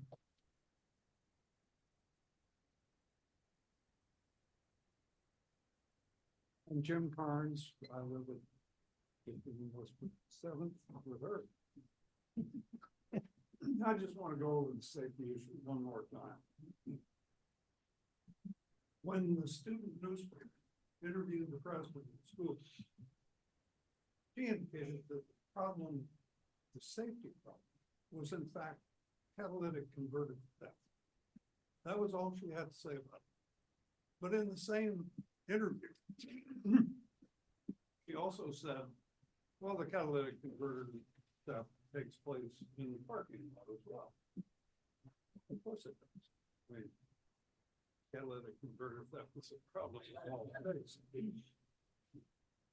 I see the safety problem every day because I see kids ignoring the no left turn sign that is posted at the exit from the parking lot every day. There's no enforcement there. They use that left turn because the stack up going right goes sometimes all the way from the parking lot exit to one. It's only gonna get worse. People who are parking on the street, the kids who are parking on the street are parking there because it's easier to get out.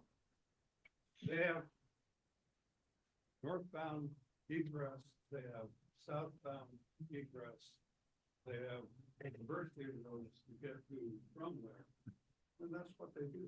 They're also closer to the school buildings. There have been investigations of other options. You know, they're talking about putting in some bicycle racks. I think electric bicycles are wonderful. Cheaper than SUVs. And about the environmental impact, I'm not going to live to see the trees that are being planted now offset the old mature trees that will be cut down for this park. Some of them as old as that. Not only I know, it's not these same thoughts of former university.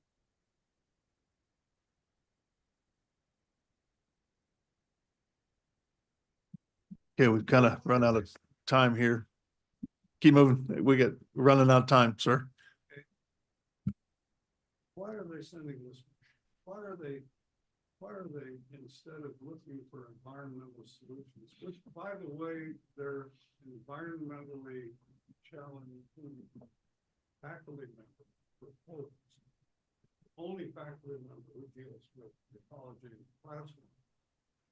She wanted to delay this for a year to look for other solutions. She said that at risk, I suppose, of some efforts that. What? No, thank you. Hi, my name is Daniel Ketter. I live at 2 East 57th Street with my wife, Emlyn Johnson, right at the corner of 57th and Main. I have some prepared comments here. I was disappointed with the rushed process from the first meeting on April 3rd to today, and my perceived lack of interest from STA in addressing residential community concerns. The most significant concern I have personally is effects on water drainage with the impervious surface. I've not had any water in my basement in 2 years since moving to the area. Will be deeply disappointed if this condition changes after construction of the lot. Regarding specific review criteria, in terms of the public convenience, my neighbors have mentioned many issues that I'd like to echo. The proposed lot capacity and design will not have a significant impact on street parking usage, being not sufficient to contain a majority of regular overflow traffic, and not addressing student reasons for choosing street parking, which are related to convenience to buildings and speed of traffic entrance and exit to existing lots. Adding 58 more spaces to the lot with the same restricted to entrance will exacerbate these problems for students and not address their reasons for street parking, while negatively impacting the public convenience by reducing green space and significantly increasing traffic at a single overloaded lot entrance and exit on 57th Street. I live at the corner and I've seen many accidents at 57th and Main, and no increasing traffic at this intersection will reduce public safety, not just for students, but also for my 18-month-old daughter. In terms of compatibility with the character of the surrounding area in terms of site planning, the surrounding area is zoned residential. My impression is the applicant and special permit process has not appeared to make a good faith effort to engage with the residential community members to address their concerns with the plans, drafting the plans without community input and not altering them when input was required by the permit process.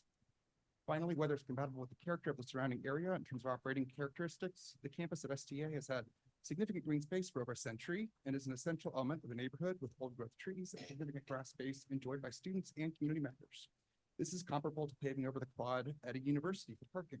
The lot will not be used for months out of the year when school is not in session and will negatively impact the community. Once the green space is gone, it will never come back. Thank you so much. Thank you.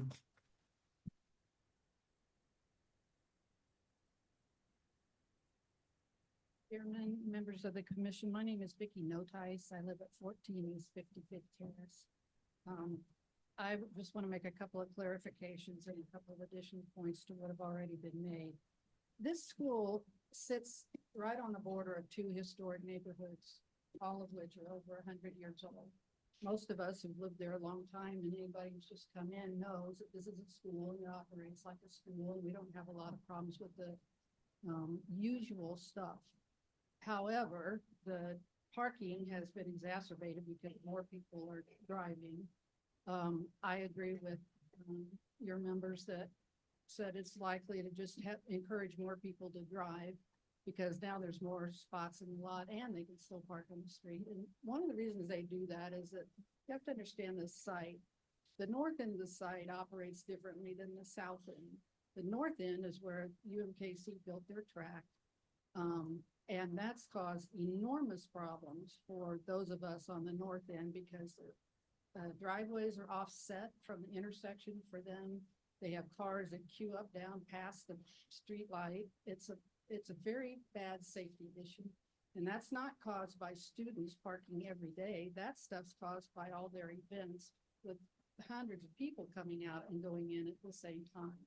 It's a shortcut. It's shorter for people to walk from our street over to the track than it is to come up from the parking lot, which isn't that far in the first place. But traffic and parking are all related to each other. You can't separate them. And one of the issues we've been asking for is continuance so we can meet with the administration again to work on some of the solutions that are still possible. They did not have any public engagement. They had 2 meetings set up as required by the zoning ordinance to let people know, and they came in completely done. They'd already applied to the city for the special use permit. Their board had already approved this, which is the reason they said they couldn't make any changes we requested.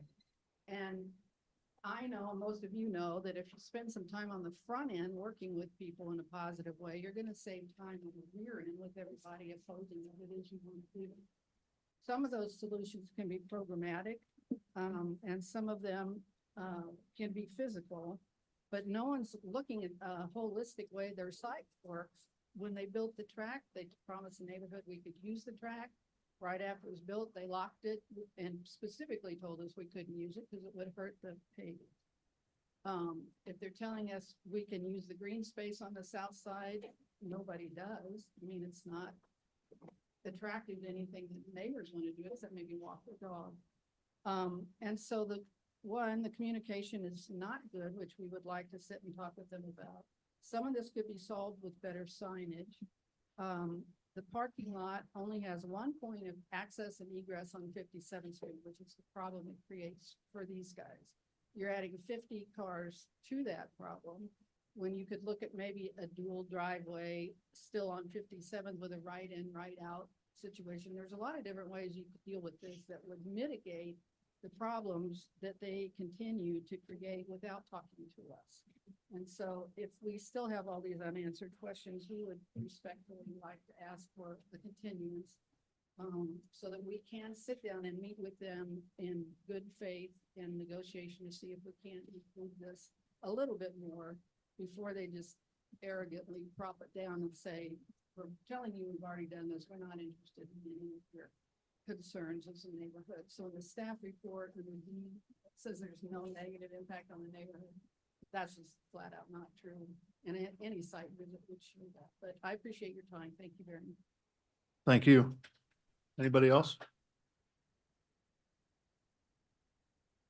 I know time's, pardon me, an issue. So I just want to say my wife, Jo Bear, she bought the house at 9 West 57th Street, which is, we're right in the line of fire here with this parking. She bought it in 1989. We got married in 1995. And part of the reason we bought that is maybe this doesn't mean anything. But when Joe bought it, it was like St. Teresa's was across the street. It was like having this great park across the street from it. And I have to say, since I've been living there since 1995, St. Teresa's has gone from a great neighbor to not so much. We're very, very disappointed in the slipshod manner and disrespect this whole process has taken. My time's up. Thank you. Thank you. All right, anybody else? Let's see, there's nobody here locally. Is there anybody online that wishes to speak? There was one person online, but they declined the promotion. I'm sorry. They declined the Okay. promotion. So at this time, we'll close public testimony then. So this is an opportunity to come back to the applicant here. You've heard a lot of testimony about different things regarding this project, that there's some discussion that could be had with the neighbors and maybe how to better improve parking and movement around the area versus just putting in a parking lot. So I'm kind of curious of your statements here. So, yeah, well, I think all three of us will speak, but to clarify a few things that were said, just so for the record. We did have two meetings, one on April 3rd, one on April 23rd, with two different joining neighborhood associations. Got copies of those meeting notes with me. So if they haven't been provided, or if there's any concern what was discussed with them, there was commentary about not being heard. I would note that the team did revise the landscaping plan, which met the city requirements per the neighbor's request to provide more evergreen versus deciduous planting types that might further provide screening 365 days a year, so the headlight issue would be mitigated, and that the crosswalk that was added was basically at the city's guidance on what ought to be done. So that crosswalk was responding to the city's application piece. And then going back to maybe find a little bit of clarity on the duration. So what wasn't said is construction timeline to build something like this is approximately 3 weeks. So we'd like to go, obviously, the proper processes and procedures, but then once we do start, it's a pretty short construction period. So just want to clarify that piece. Sure. I want to address a few of the concerns that came up from the neighbors. Particularly around, well, first I'll just leave by saying we're responsible for 550 young lives. We try to do everything we can to make sure that those are secure, arriving, leaving, during the day. And having more cars on campus for students, for our employees, and for guests is critical importance, because it improves the radius of things that our security staff can monitor both virtually and in person. And property theft is a significant factor. And while it may not eliminate it, it does improve our ability to monitor both the property and the students. It isn't a strong neighborhood, but really strong neighborhood. Additionally, there's mention of how this is going to attract additional cars, and a lot of that leading to safety concerns about traffic. And I'd say that this isn't going to increase the overall number of cars on campus. The number of people who can drive can drive. And at the intersections in question for the accidents that were referenced, students will be driving through those intersections either way, parking on the streets. So I don't know that this increases significance of traffic issues. Additionally, it was mentioned that the staff member spoke under arrest or fear reprieve.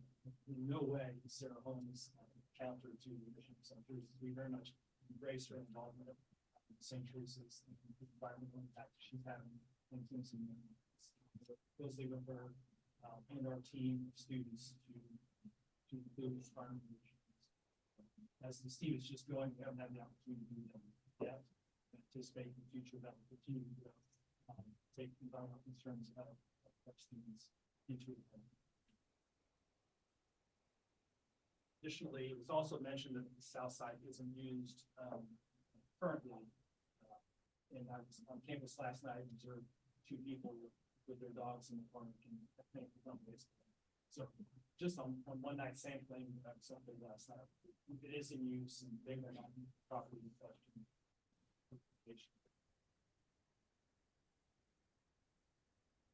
Okay, great. From an engineering standpoint, I'll hit on those items. First of all, we are building 58 parking stalls, but we're demolishing 8 so that we get the configuration that we have now. Our interior landscaping that we have designed greatly exceeds the Kansas City standards, minimum standards. So we're actually making a lot more green. We also have a detention cell. We are located in what's called a combined sewer district, which means we have to detain and use best management practices, which is BMPs, to clean that water, let it infiltrate into the soil. And from that criteria that we have designed per city standards, that 95% of the typical rainfall in Kansas City, we have to detain for 24 hours and then slowly release any of that that's left. So from that standpoint, the city standards alone are helping to improve with each project the storm drainage situation that we have here in Kansas City that's so obvious. And if you have any other questions, I'd be happy to answer them, but I think everyone else has really addressed most of the statements here. Okay. Any questions back to the applicant? Yeah, just one more question on my end. You brought up safety. Safety seems to be one of the key points for this. Can you elaborate on what exactly the safety concerns are that the parking lot would solve? Sure. So as I mentioned, having students on the neighboring streets, whether they're parking during the day or after hours, is a concern. So we want to encourage everybody to be closer to campus where we have camera monitoring, where security guards can monitor more readily, be closer to. So it's not a safety concern with traffic per se, but more so crime. Yeah, I would say predominantly the bodily safety of the students going to and from their car. Okay. Everyone, public testimony is over. No, sir, public testimony is over. Yeah.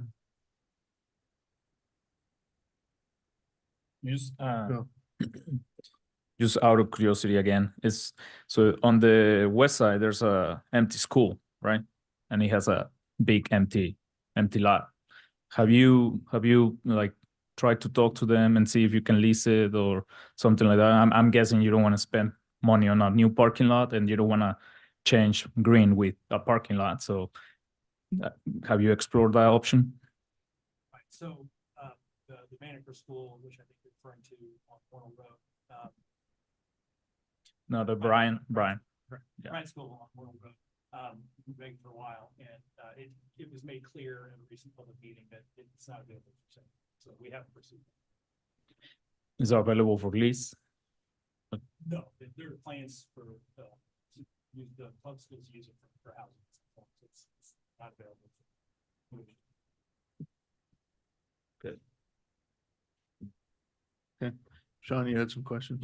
Yeah. Let's go back to the numbers here. I was doing some math. So you have 550 students. How many faculty do you have on campus? About 90. 90.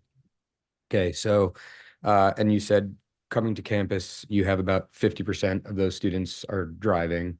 So 275 vehicles, 90 faculty. How many parking spaces do you have currently?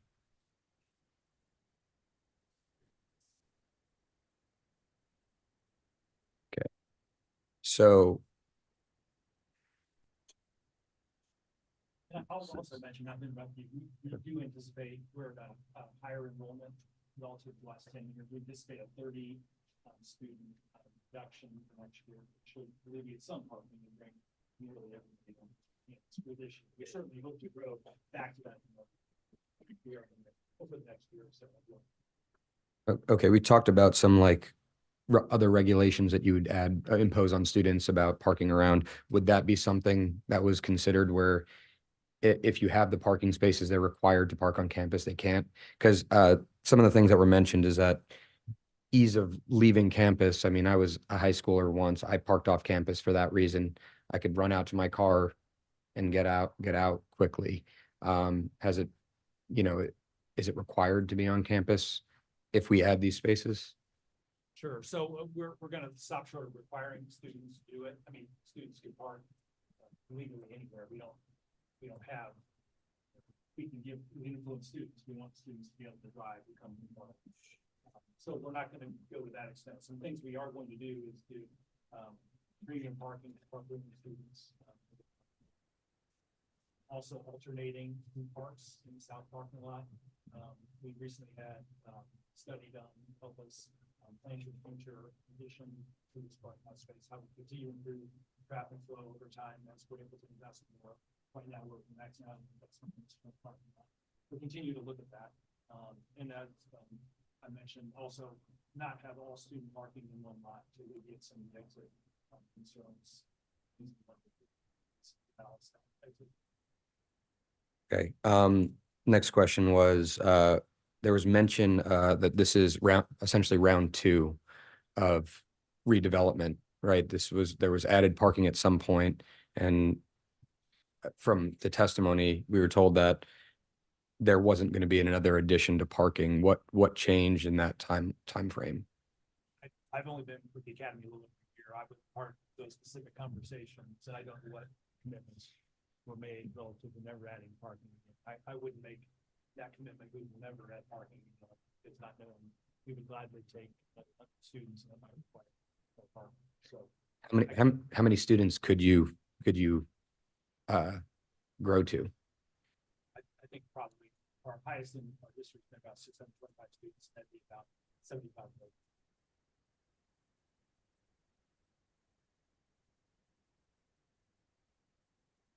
million. I think that's all my questions. Thank you. Anybody else? Did you have another one?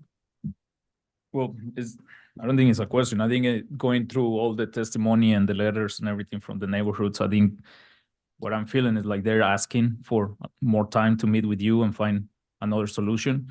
And I'm just curious. Like, I think as a business, yes, you have needs and you want to increase. I don't think that you wanna kill a green area for a parking spot, right? Like if you don't have that need, but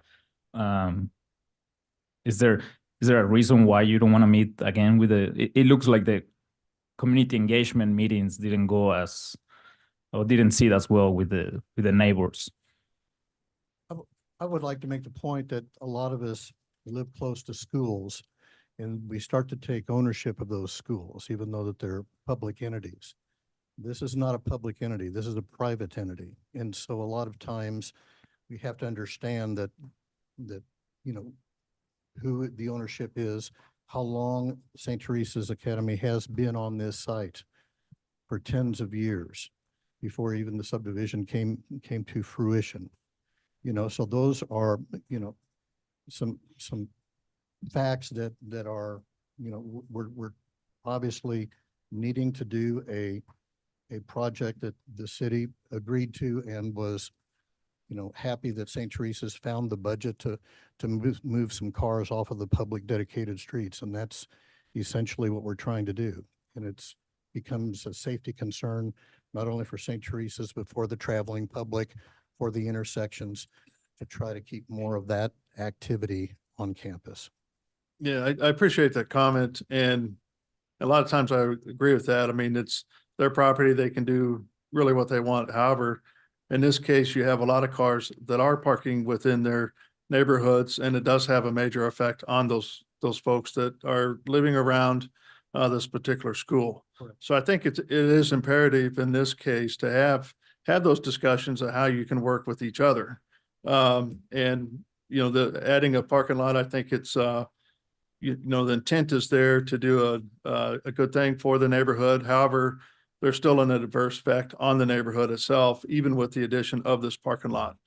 And I'm just going to say, in my opinion, on this particular project, I would like to see a continuance to have a little bit more discussion and talk through, maybe there's some other things that could happen to make it a better benefit for the school, as well as make some benefit for the neighbors around, to support one another. I mean, the neighbors do support the school, and I think they like having you there. It just seems like there's some things that could be discussed and worked out in a little bit more detail. I am one as well that I know you're not going to get 100% approval from the neighbors around, and I don't expect that. It's just, I do expect to have some kind of conversation with the neighbors to come up with some kind of consensus. And that's what our role really is to do here, is to find that consensus. So I think I heard you maybe talk about having a little bit more time. I don't know what the other commissioners feel at this point, but go ahead. So you mentioned why not pause and discuss it further. So at the meetings, there was certainly a lot of feedback. I didn't hear a consensus developing among the people, even the people along 57th Street who are mostly represented here today. There was No. Yeah, No. Public Please let testimony. us finish. let us the finish, meeting, Everyone okay? sit down. I know this is an emotional kind of project and things are happening right across the street, but give us an opportunity to work something out here. there were concerns about not having the parking lot at all, but could the parking lot be moved somewhere else on campus? So it's going to be difficult for us to do that because it's going to be someone else who says, I would rather have it somewhere else. So it's going to be a challenge for us to come to a consensus and be able to meet our goal of increasing student safety this year. And the continuance is going to put it off likely for another year to next summer. Well, I think from the on the testimonies and the feeling that I get is that, and some of the people even mention it, is like they want to work with you. They just felt that when you came to these meetings, it was a done deal, and so basically you just did the meetings to let them know. And I understand it's a private property, so you're in your right to do it. But I just feel like they just want to see if there's another alternative, or they want to be here. Also, they mentioned you have the Green Team initiative, which you're about to launch. So, maybe they want to see if you launch that initiative, and maybe that can help the traffic or the parking situation. But overall, what I feel is that they just want to have another conversation with you. I'd like to recommend something for discussion, that we approve this project, because a vast majority of the neighbors that we spoke with and the city, Kansas City and staff, agree that this project in general is a good idea. The vast common sense is that taking students, teenage students, driving off a public street, parking there and bringing them on campus is a good thing. I don't think anyone most people have agreed to that. We do have limited budgets, and we don't have like a public school system where there's tons of money at our disposal. Or is Kansas City, Missouri going to be funding some of these improvements? But this is just one phase. It's just a small addition to the parking lot that they have there now. And other improvements can be made to driveways, to sidewalks, all of that later on when money is available. But we have financial constraints, but we do have a desperate need of getting this parking lot and the safety of the students addressed. Thank you for the comments. I think at this time, I've got a different feel from the commissioners at this time than you might have. So I'd like to pause on any more testimony and speak amongst the commission and what their preference is. I just got a message from Commissioner Beasley. She's in favor of continuance. Sounds like you might be, but it looks like the whole panel is. And I would say if there's a continuance to allow time, you could come back within 2 weeks. Hopefully you could have a meeting between now and then, to the June 5th meeting. If not the 5th, it'd be the following meeting to have some kind of discussion, I think.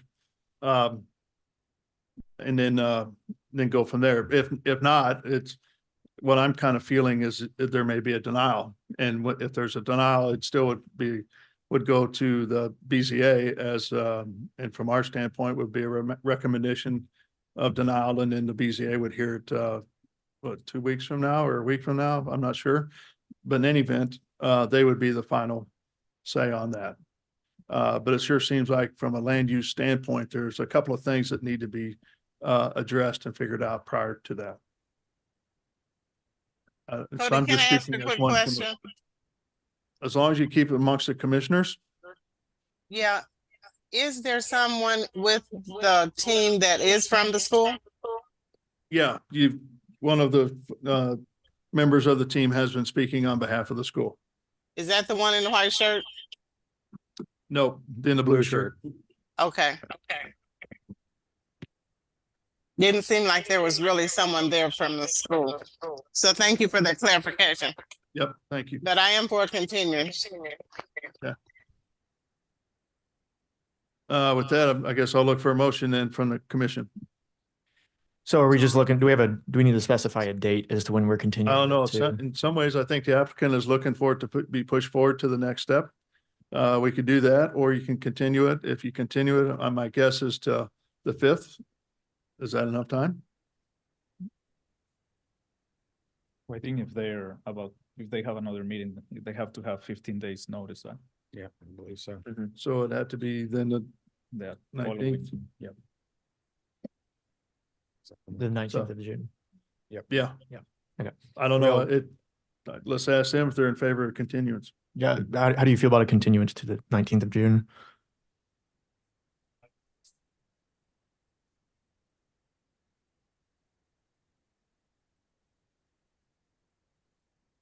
Our window to get done.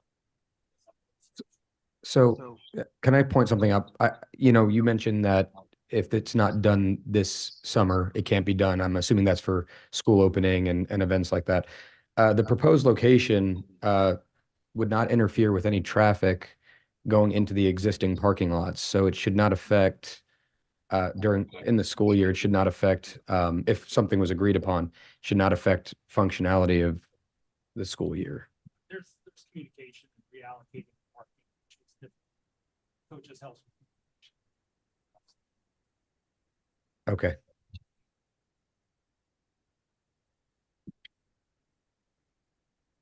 So I yeah, mean, I guess the question is. I was gonna say, so I mean, if we're continuing it and it's just being presented back as is, I don't know if that's really accomplishing much.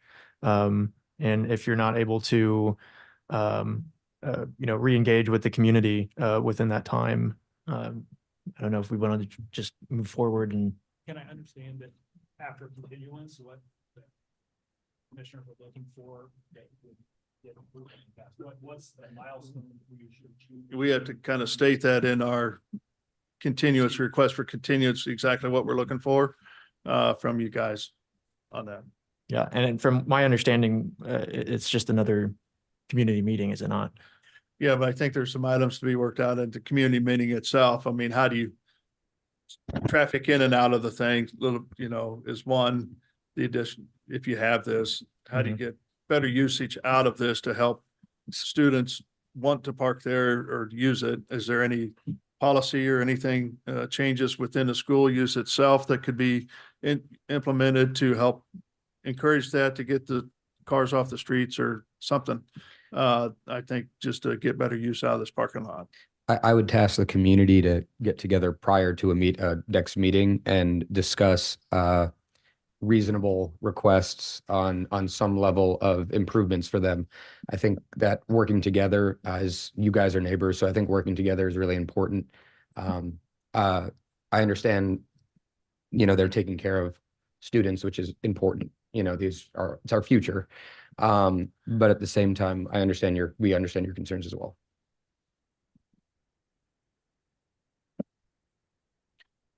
So, I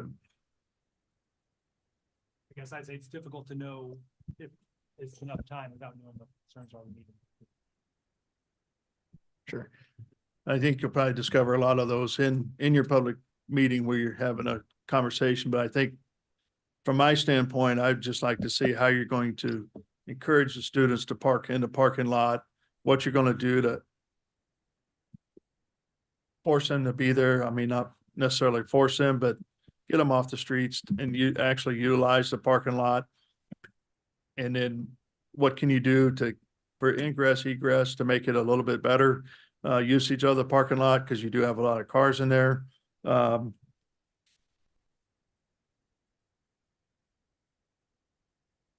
to think of some of the other items here. I think also it will be so. Yeah, essentially, I agree with Mr.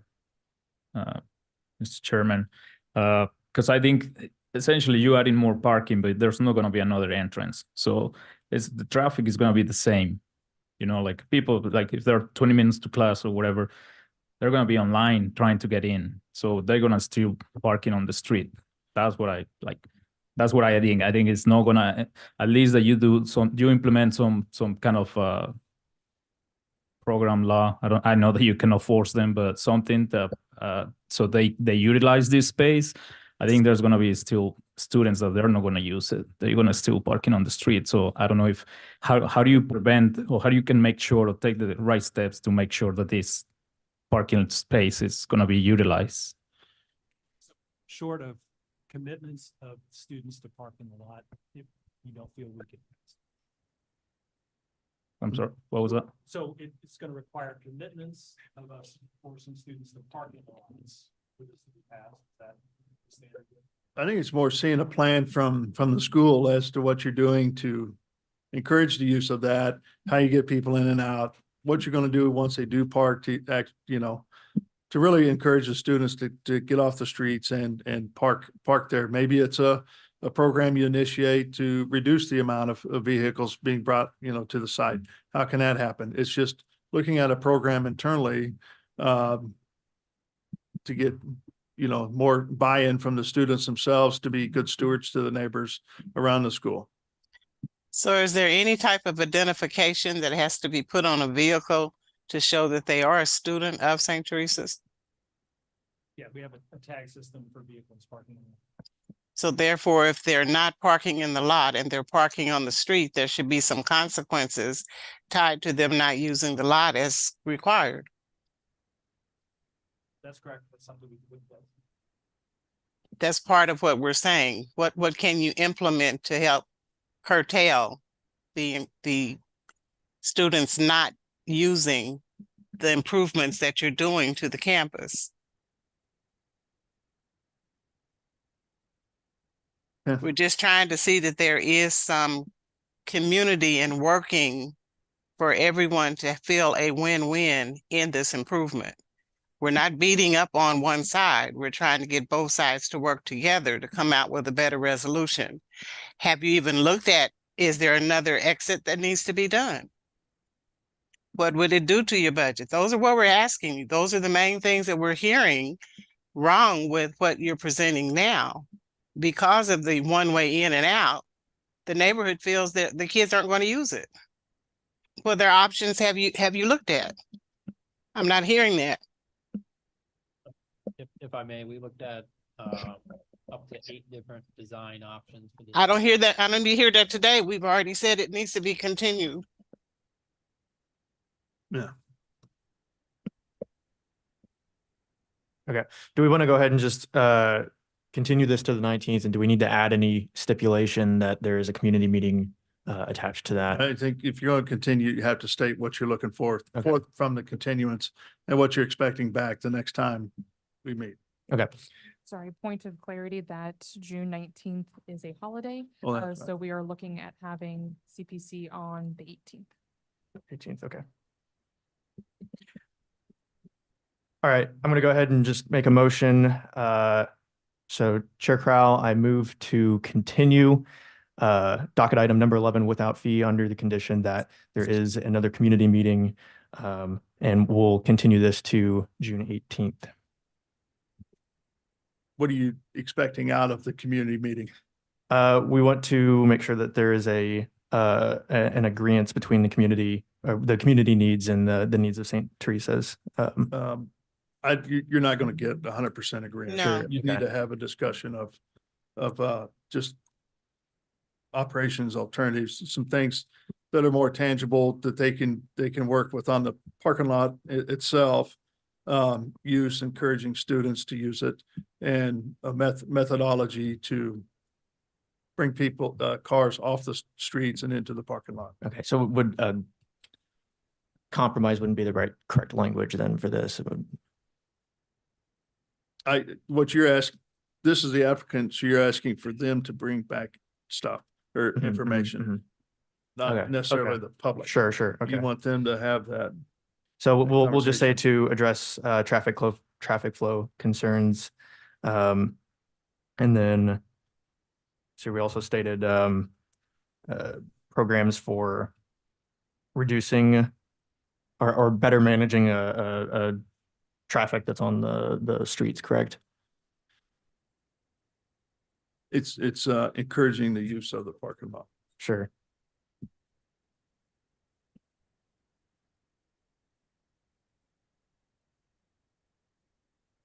Okay, so I've got a motion for continuance to June 18th. With the expectation to have an additional public meeting to discuss the parking lot in more detail, as well as the use of the parking lot and trying to figure out ways to encourage students to use the parking lot, correct? Is that what I heard? Okay. Now you need to add the traffic flow. That was part of it. Yeah, to use the parking and the traffic flow in and out. Does that mean you're? Yeah. Yeah. Okay, you still.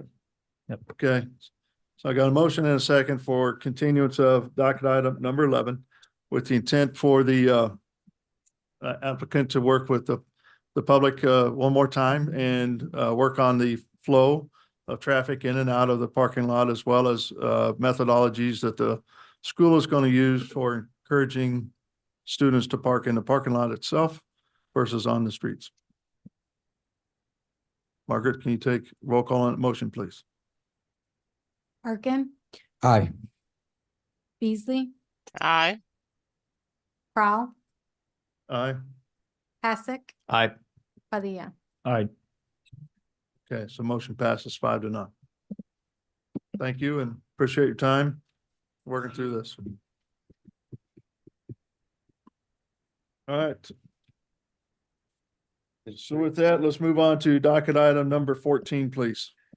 Docket item 14, this is case CD-CPC 2023-131. This is a request to approve a major amendment to a previously approved master plan development to allow for an oversized menu board monument sign in District MPD, which supports the master plan development zoning district on about 1.4 acres, generally located at the northwest corner of Northeast 97th Street and North Oak Trafficway. Genevieve Kahn is the staff planner associated with this case.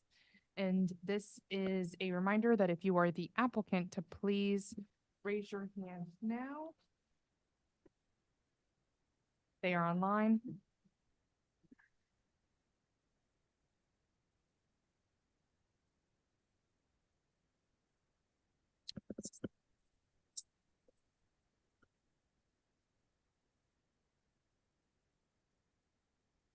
Chris is connected.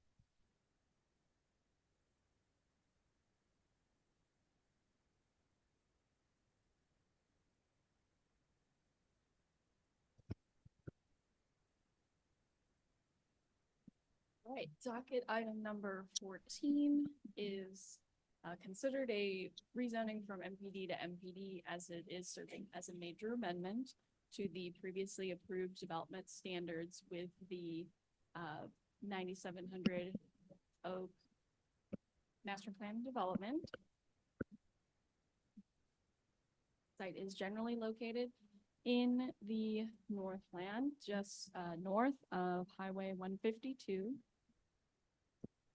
This is the location of the subject site, which is a part of the previously approved MPD development. Here's the plan. So the site before you is the proposed site for Culver's drive-through restaurant facility, which is currently under construction. It is one of these 5 commercial pad sites that's previously approved And when this plan was approved, the council also approved associated design standards for things like architectural materials, signage, particularly, which is in front of you today. So Culver's, since coming in for their construction, has submitted permits for their menu board sign, which is how this came to staff's attention. I just wanted to point out that the code standards in section 88-445 allow for a maximum of 30 square feet for a menu board sign, and that's a menu board per drive-through lane, excuse me. The approved MPD design standards did allow for a very slightly larger menu board sign, not to exceed 32 square feet.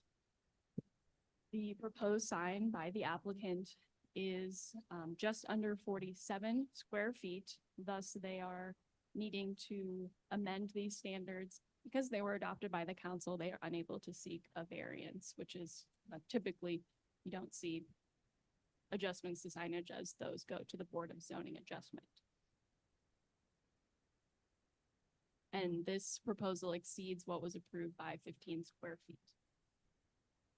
The code standards for an MPD do allow the council to approve MPDs that deviate from strict compliance of these standards in the Zoning and Development Code if the result is providing a greater level of public benefit than if they were to strictly comply.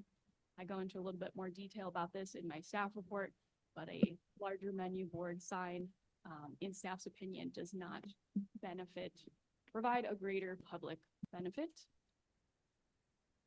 The site layout that was previously approved does contain 2 drive-through lanes that front on North Oak Traffic Way.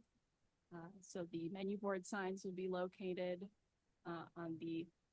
there's a left drive-through lane. This is the approximate location next to the building. And then on the right drive-through lane, you can see where the menu board will be located. And then to the right is the public right-of-way. This is the sign as provided in the sign permit documents, and the red dots I have identified again where those 2 larger signs will be located. Additionally, I wanted to point out that these design standards were adopted for the entire commercial development in order to result in a cohesive commercial area, as these pad sites are all being developed by different people, and we often encourage these design standards so there is a level of understanding of the expectation for the future development as new folks come in. So by amending these standards, we're not only amending for this Culver's board, we're also amending for any other restaurant, drive-through facility among these 5 commercial pad sites. And then this is an older street view image. As I mentioned, the project is under construction. So there has been site disturbance and I believe maybe foundation work. But this is the view from North Oak Traffic Way, and those 2 drive-through lanes are adjacent to North Oak Traffic Way. Thus, those menu boards, which are internally illuminated, will shine towards the right-of-way. And because of the points I've mentioned, staff is recommending denial of this major amendment. And I can take any questions. I guess for me, I'm kind of confused here. So 32 square feet menu boards, that's the city standard, correct? 32 square feet is what was adopted in the design standards for the MPD, which does allow slight flexibility. 30 square feet is the maximum allowed for the zoning code. But I'm looking at the 97th and North Oak City design standards, and it was circled on page So this 14 of those standards that menu boards shall not exceed 47 square feet. So there seems 47 is what's proposed. That's the red line essentially. And 32 is what is in the current approved design standards for this MPD. So they're looking to amend the actual deal here. Yeah. Okay.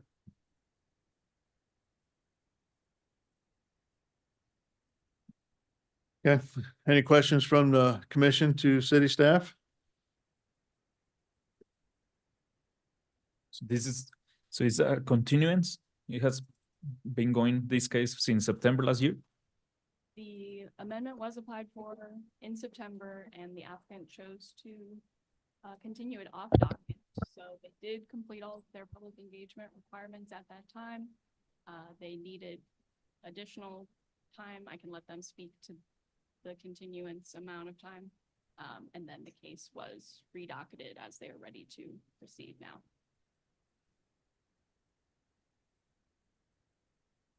Okay.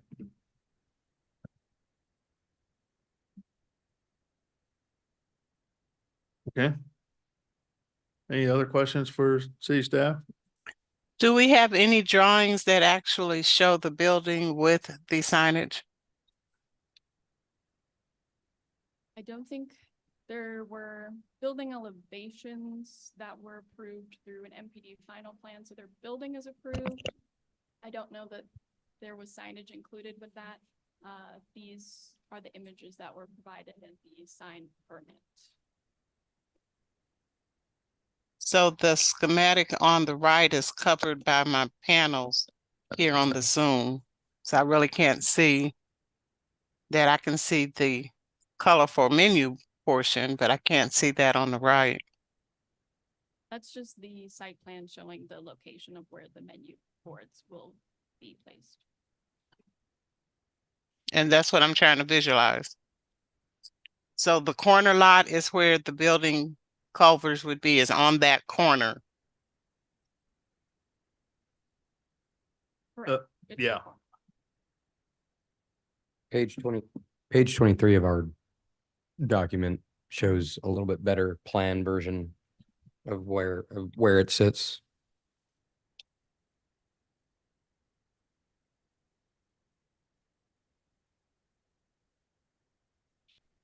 You don't have that in the presentation?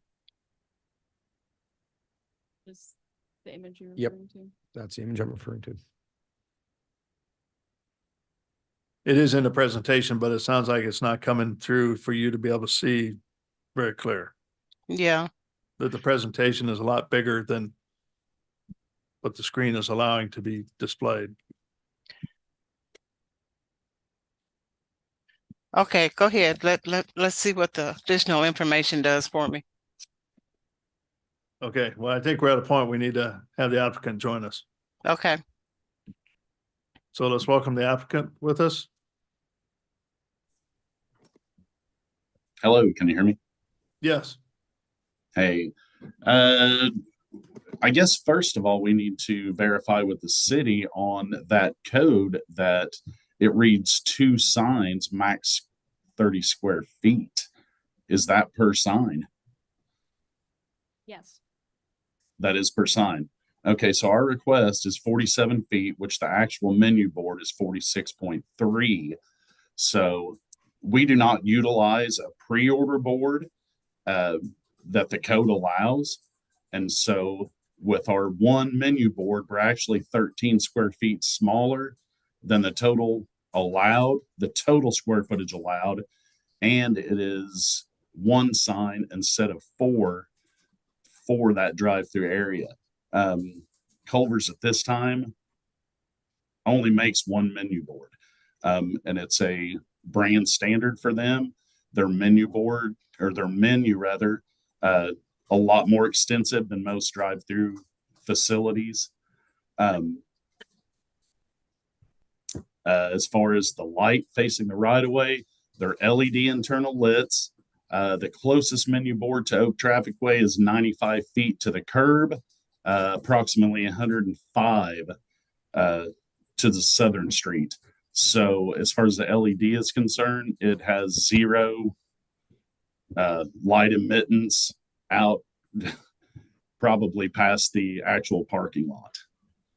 I know that was a concern in the development plans consistency review by staff. Okay. I think the concern is with the signs. I mean, yeah, you don't have the pre-menu board, but it's in a different location than the actual menu board. So when you set them side by side, that constitutes one sign.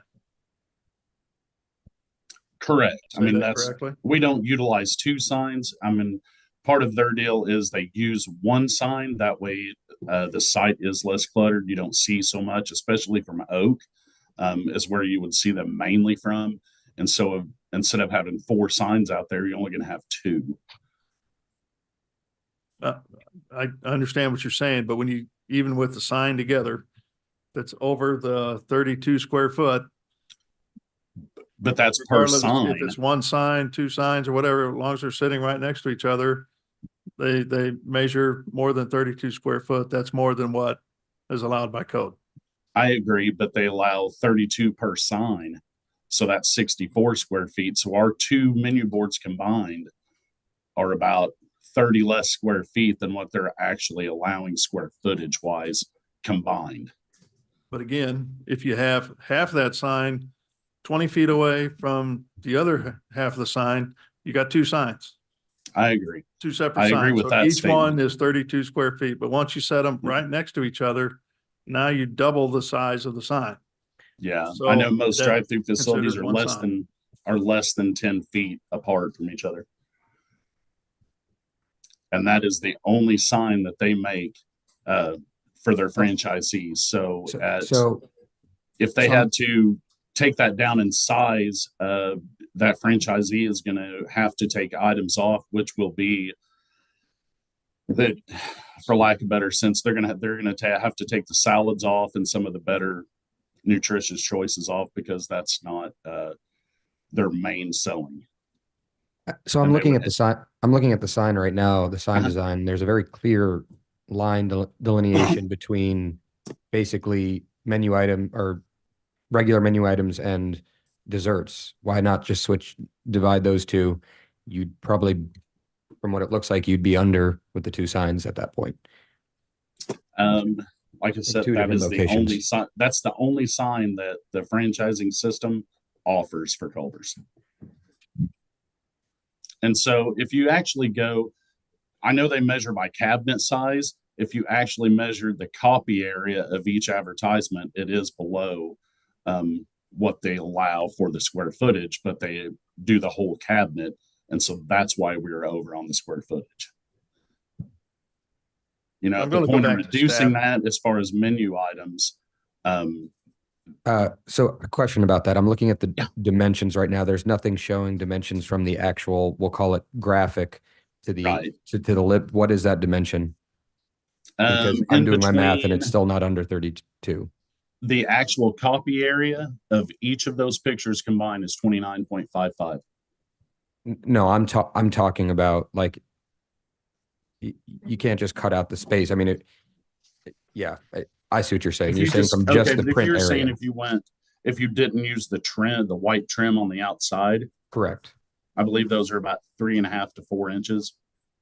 Yeah, so you still would be above the 32. It'd be 38 is what it would be.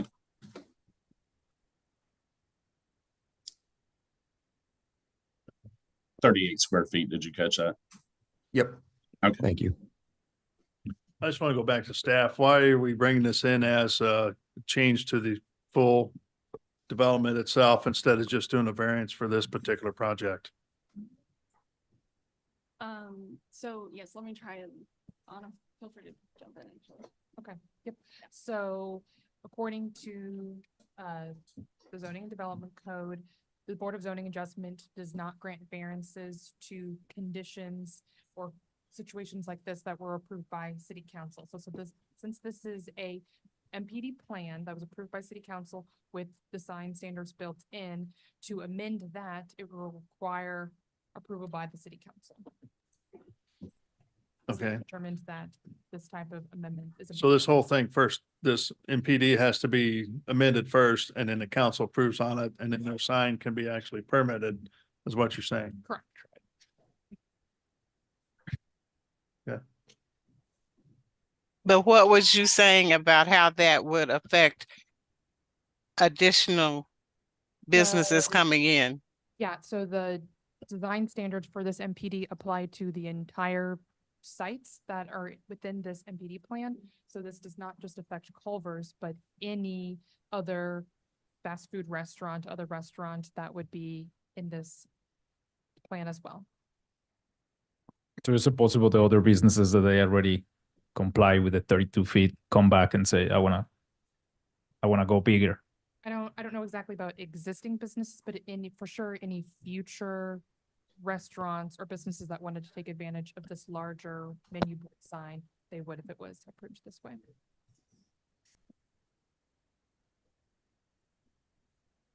So it only affects the size, not the design. So they still would have some standardization on designs of the menu boards or any other type of signage? The standards are typically limited to the size, meaning the square footage, so the total sign face area and also the height. In the design guidelines that were previously approved, there are other, there's quite a few. It's quite extensive for each different sign. So it's not just menu boards that would be affected. I'm thinking of one we had, I believe it was on Berry Road, Coley, where it was a higher signage that they were trying to get us to increase the size on. A pole, are they called what, pole signage that's on the pole up in the air? Does that affect that Yeah. type of signage too, staff? So the amendment proposed will only apply to menu board signs, which is what the sort of red clouded area is in your packet. And as far as to answer your question about if it affects any other design, it looks like one of the other standards, which is not being changed, calls out like letter sizing of it, which I believe this exceeds. The only change in front of you for something to vote on is increasing the total square footage of the menu board sign allowed from 32 square feet to 47 square feet. And just one more point of clarification, that's anywhere on the property that signage increase could be done, or is it limited to that area that's close to the right of way? It's for any menu board sign wherever they may be located on any of the 5 commercial pad sites in accordance with other setback requirements, of course. Okay, thank you so much.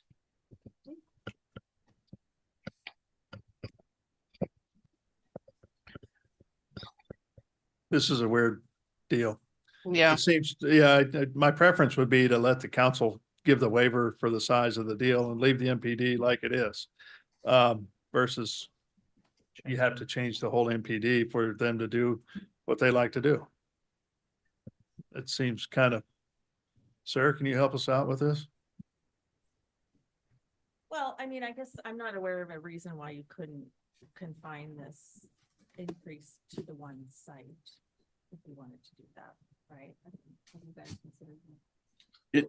Is there any way that you can turn mics up or anything? I can barely hear the last two that have spoken. Yeah, so I think you could do that. What's that? They're in agree, I mean, I think what I'm hearing is that agreement that would be an option for you to do. To do some kind of variance or something just for this one sign, or what are you talking about? Well, not a variance, but to change the standard for just this site as opposed to the other 4 sites. Yeah, because as it's written right now, it applies to the entire MPD, but Sarah's saying that it's possible for the commission to move in a way where it only applies to this pad. That's what our request would have been, but this is the route that we were told to take to do it to the whole development and not just that lot is why we submitted this as we did. Okay. Because I have done others that only pertain to different lots have different requirements. Well, Well, it does address my concern, and that's a preference I think should be taken on this particular project as you amend the MPD for this lot to allow the larger sign, not the whole MPD. And somehow could we note it that the allowance for the larger sign in this case and potentially any future cases is because standards from Culver's or whatever franchise doesn't allow a smaller sign? Because I don't want someone coming in, I wouldn't want someone coming in that has an option to go smaller saying, nope, I want bigger. Well, that's what we're trying to do is instead of amending the whole development plan, Just this one. just the one lot within the development plan. Right, but I mean, even with the variance, it runs with the property, so it wouldn't be specific to the particular. Sarah, I can't hear you. I was saying, even with a variance, it would run with the property. It wouldn't be specific to a particular tenant. So if a different tenant came in, this would apply to that as well. I'm okay with that. Okay. Any other questions for the applicant right now? I don't think so. I think. Yeah. Okay, so let's open it up for public testimony. If there's anybody out there that would like to speak regarding docket item number 14, please come forward or raise your hand using the Zoom feature and you will be called upon. No one approaches the microphone and no one has raised their hand on Zoom. Okay, so we'll close public testimony then, and what's our applicant's name? Mr. Hampton, I think what we're trying to do here is for this particular site, just the lot within the development itself, provide a variance. And so that you can move forward with the particular menu board that you're presenting for Culver's. Okay. I think it sounds like everybody's in agreement with that, but we just don't want to amend the whole area plan, for the whole site because you never know what the next tenant is going to be. And so if that makes sense. That does make sense. My question to staff would be, are we just going to have to resubmit this and reword it for that lot?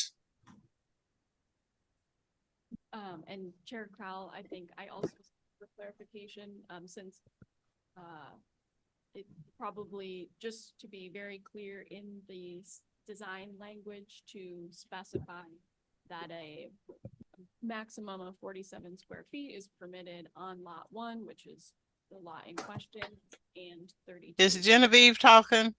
All other lots, if that's. Yeah, she is. Genevieve, your microphone was not where we could hear you, hon. Yeah. So going back, I think if the commission wants to move forward with that to provide the specific language that the maximum of 47 square feet would be allowed on lot 1, and then keeping it 32 for the rest of the lots.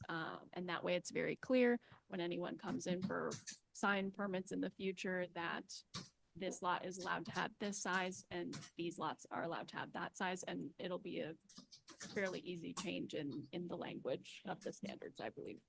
Okay.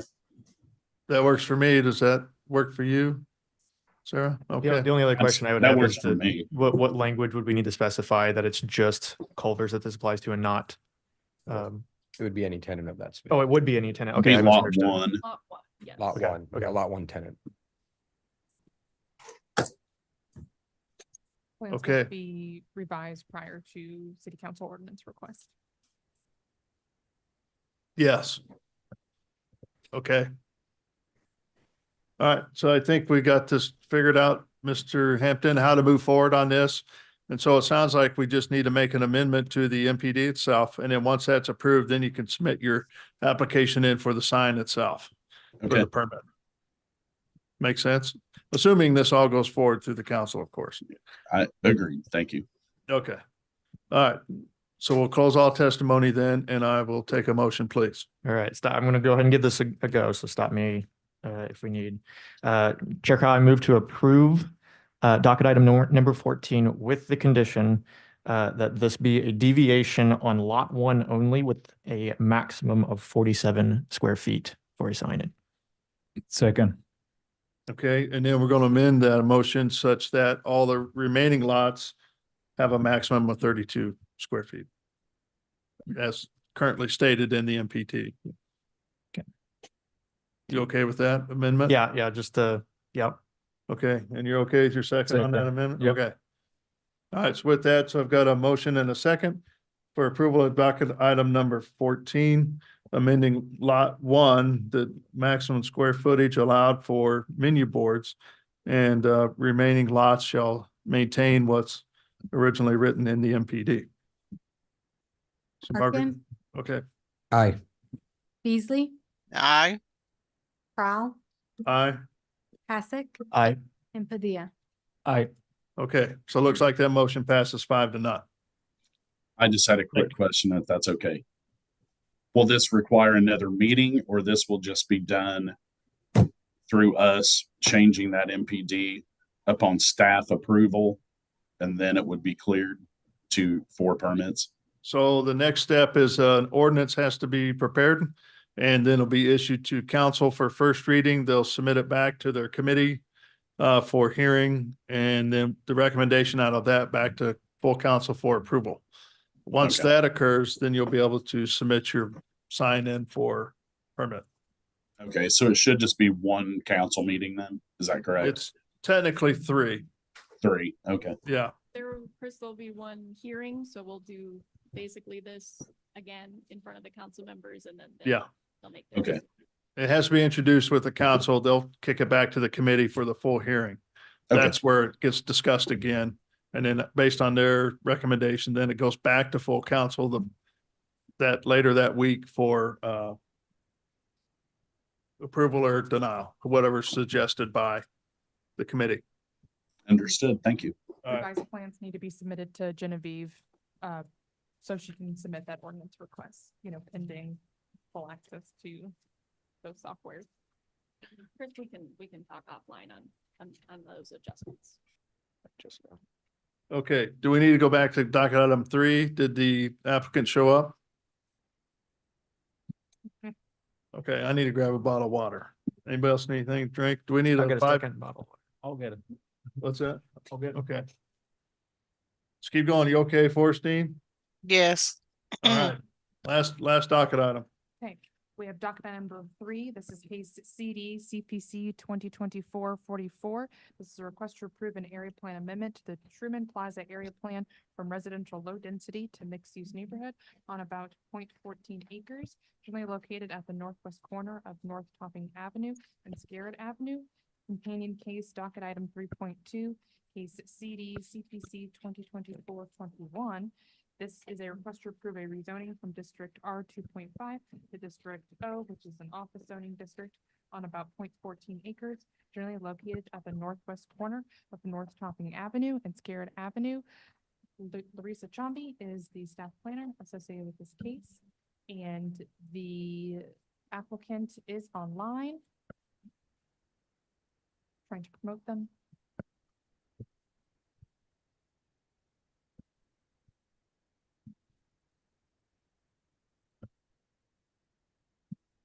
They are connected. Ms. Shively? Yes, ma'am. Hi. My name is Sarah T. Shively. Okay, well, we're going to listen to the staff presentation first, and then we'll have you present your case shortly thereafter. Yes, sir. Thank you. As previously mentioned, this is for an area plan amendment and a rezoning at 5716 Scarrett Avenue. And just a general location of the subject property. On your screen right now is the zoning. Unfortunately, I didn't have the zoning layer when this was created, but it is currently zoned R 2.5, as is the rest of the surrounding property. And the proposed zoning would be O, which is our office zoning designation. And we are also reviewing the area plan amendment, and the current designation is residential low density. The applicant is proposing to change it to mixed use neighborhood, which is in line with that office designation for the zoning. even though all of the properties surrounding it are zoned R2.5. I have a picture from the Sanborn maps showing that the property has always been in commercial use, and so this rezoning will allow for the building to be used as it has always been used. It has also been vacant for approximately 3 years.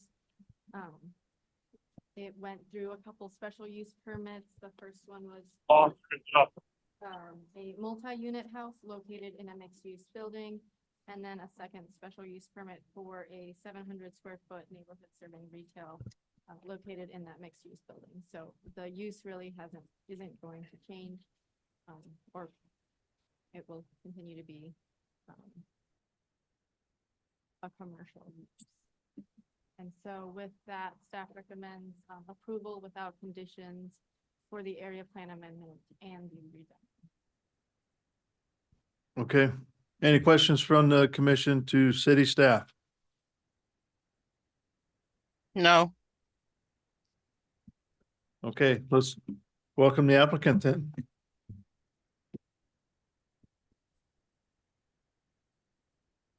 Ms. Shively, you're muted. Yeah, I'm sorry, Ms. Shively.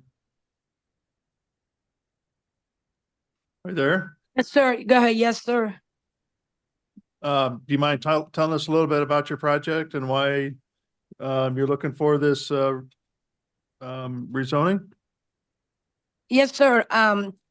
We have started childcare and a youth service, a non-for-profit business that we would like to put there, being across the street from the school and the community center. I feel like there's a need for before and after school care, and the child's youth service center will work with other businesses to kind of help parents navigate after school program. I attend the neighborhood association meeting, and one of the things that comes up is that they have, children, youth working around and not having stuff to do after school. So I feel like having that across the street from the Mighty Road Center, it would just be a plus. Okay. Any questions for the applicant?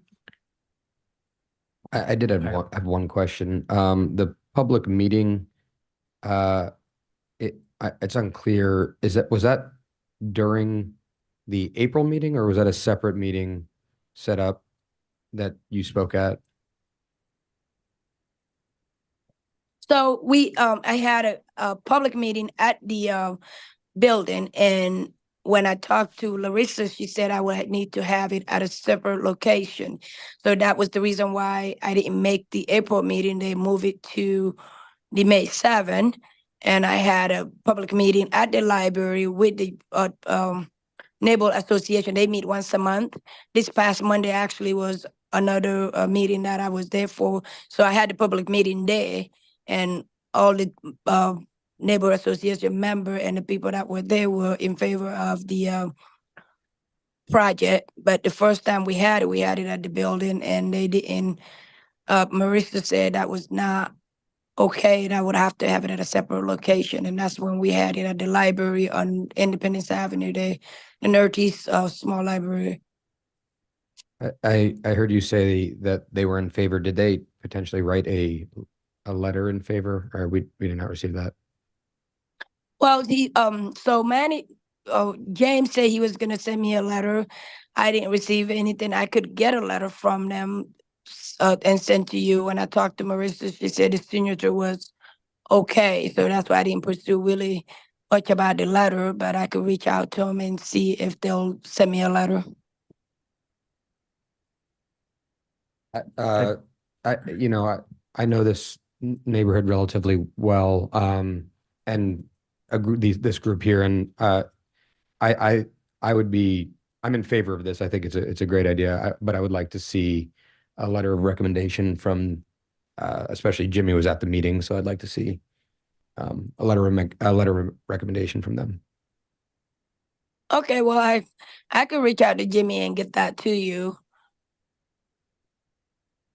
Yeah, I'm not. Is that before you making a decision on this or not? No, I would approve with condition. Okay. Gotcha. I have one question. What's the name of the non-for-profit?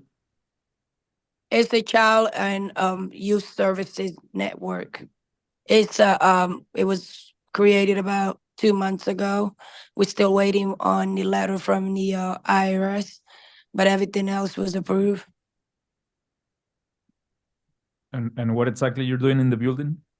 Sorry, I did So it'll that. be a childcare and a youth service.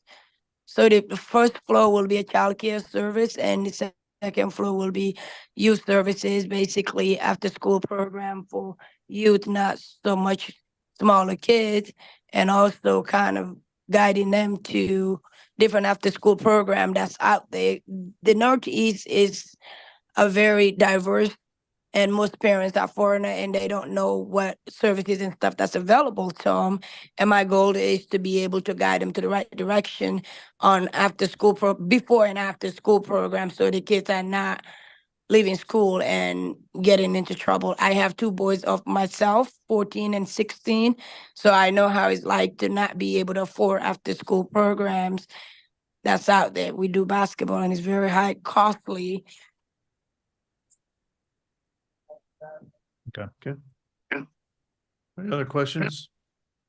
Okay, so at this time, let's open it up for public testimony. If there's anybody out there that would like to speak regarding docket item number 3, please raise your hand and you'll be called upon.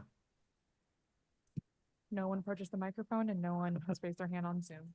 Okay, we'll close public testimony then. Anything else you'd like to add, Ms. Shively? No, sir, I just like your guys' blessing. I've been working on this project, that building for the last 3 years, and we had a lot of back and forth with permit. We got the permit we need now. And once I get this blessing, I'll move forward with the state guideline on the childcare situation. I wish I had the power to bless it, but I can probably just only approve it, I guess. That's the same thing. I'm just, it's a different term, I guess. All right. Thank you. There's nothing else to add. I'll take a motion. Just one question, because you were wanting to condition the add a letter of approval. Is there Letter of support. or letter of support? Okay. Is there any issues if for whatever one reason or another that's not able to be obtained that creates after approving this? Or should we just amend it to say like a statement from?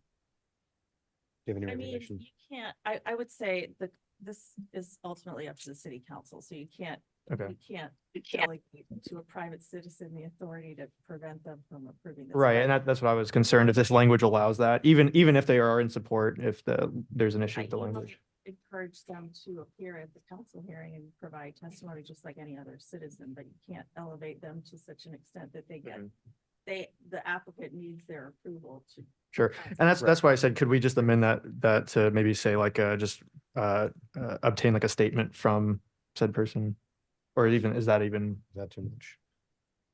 I think at this point, it'd be nice to have, but I would say if this body is recommending approval of the project, that's probably sufficient. Okay.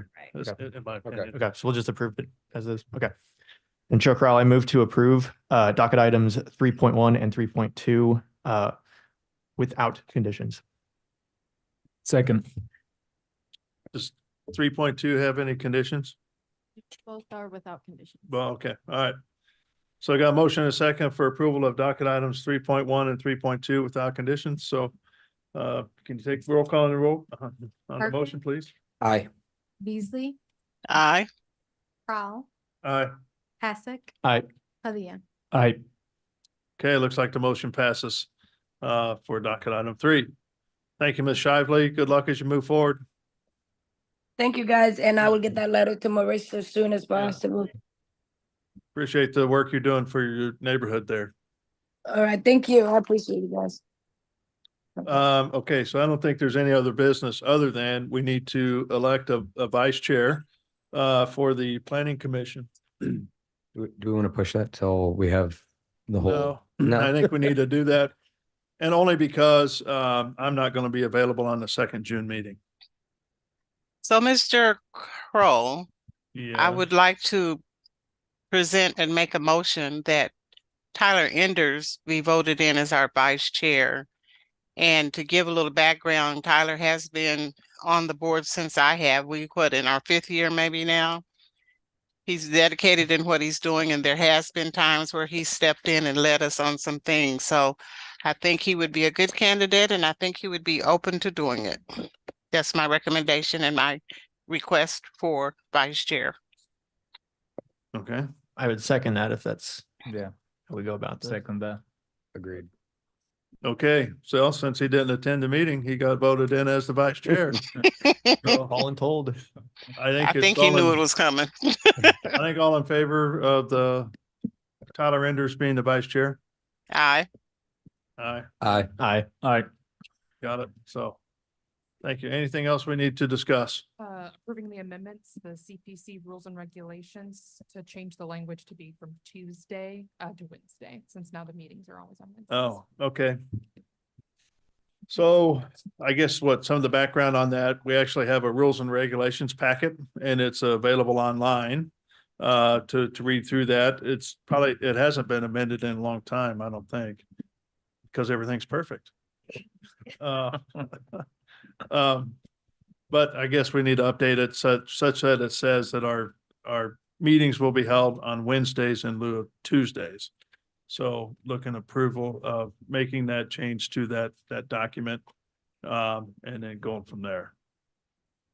So moved. So I've got a motion for moving, for that language change. Second. And now I have a second. So all those in favor say aye. Aye. Aye. Okay. Looks like it's 5-0, for the amendment to the handbook. Is that what it's called? Okay, anything else? So I've got a motion to adjourn. Second. All right.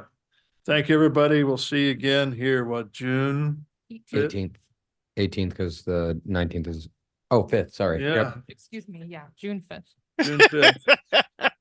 Yeah. Also, it looks like Compass KC is back up. I'm on it right now. Okay. All right. Prepare for the storm. Thank you, everybody. Take I'm sending care. my inspection reports right Oh. now. All right.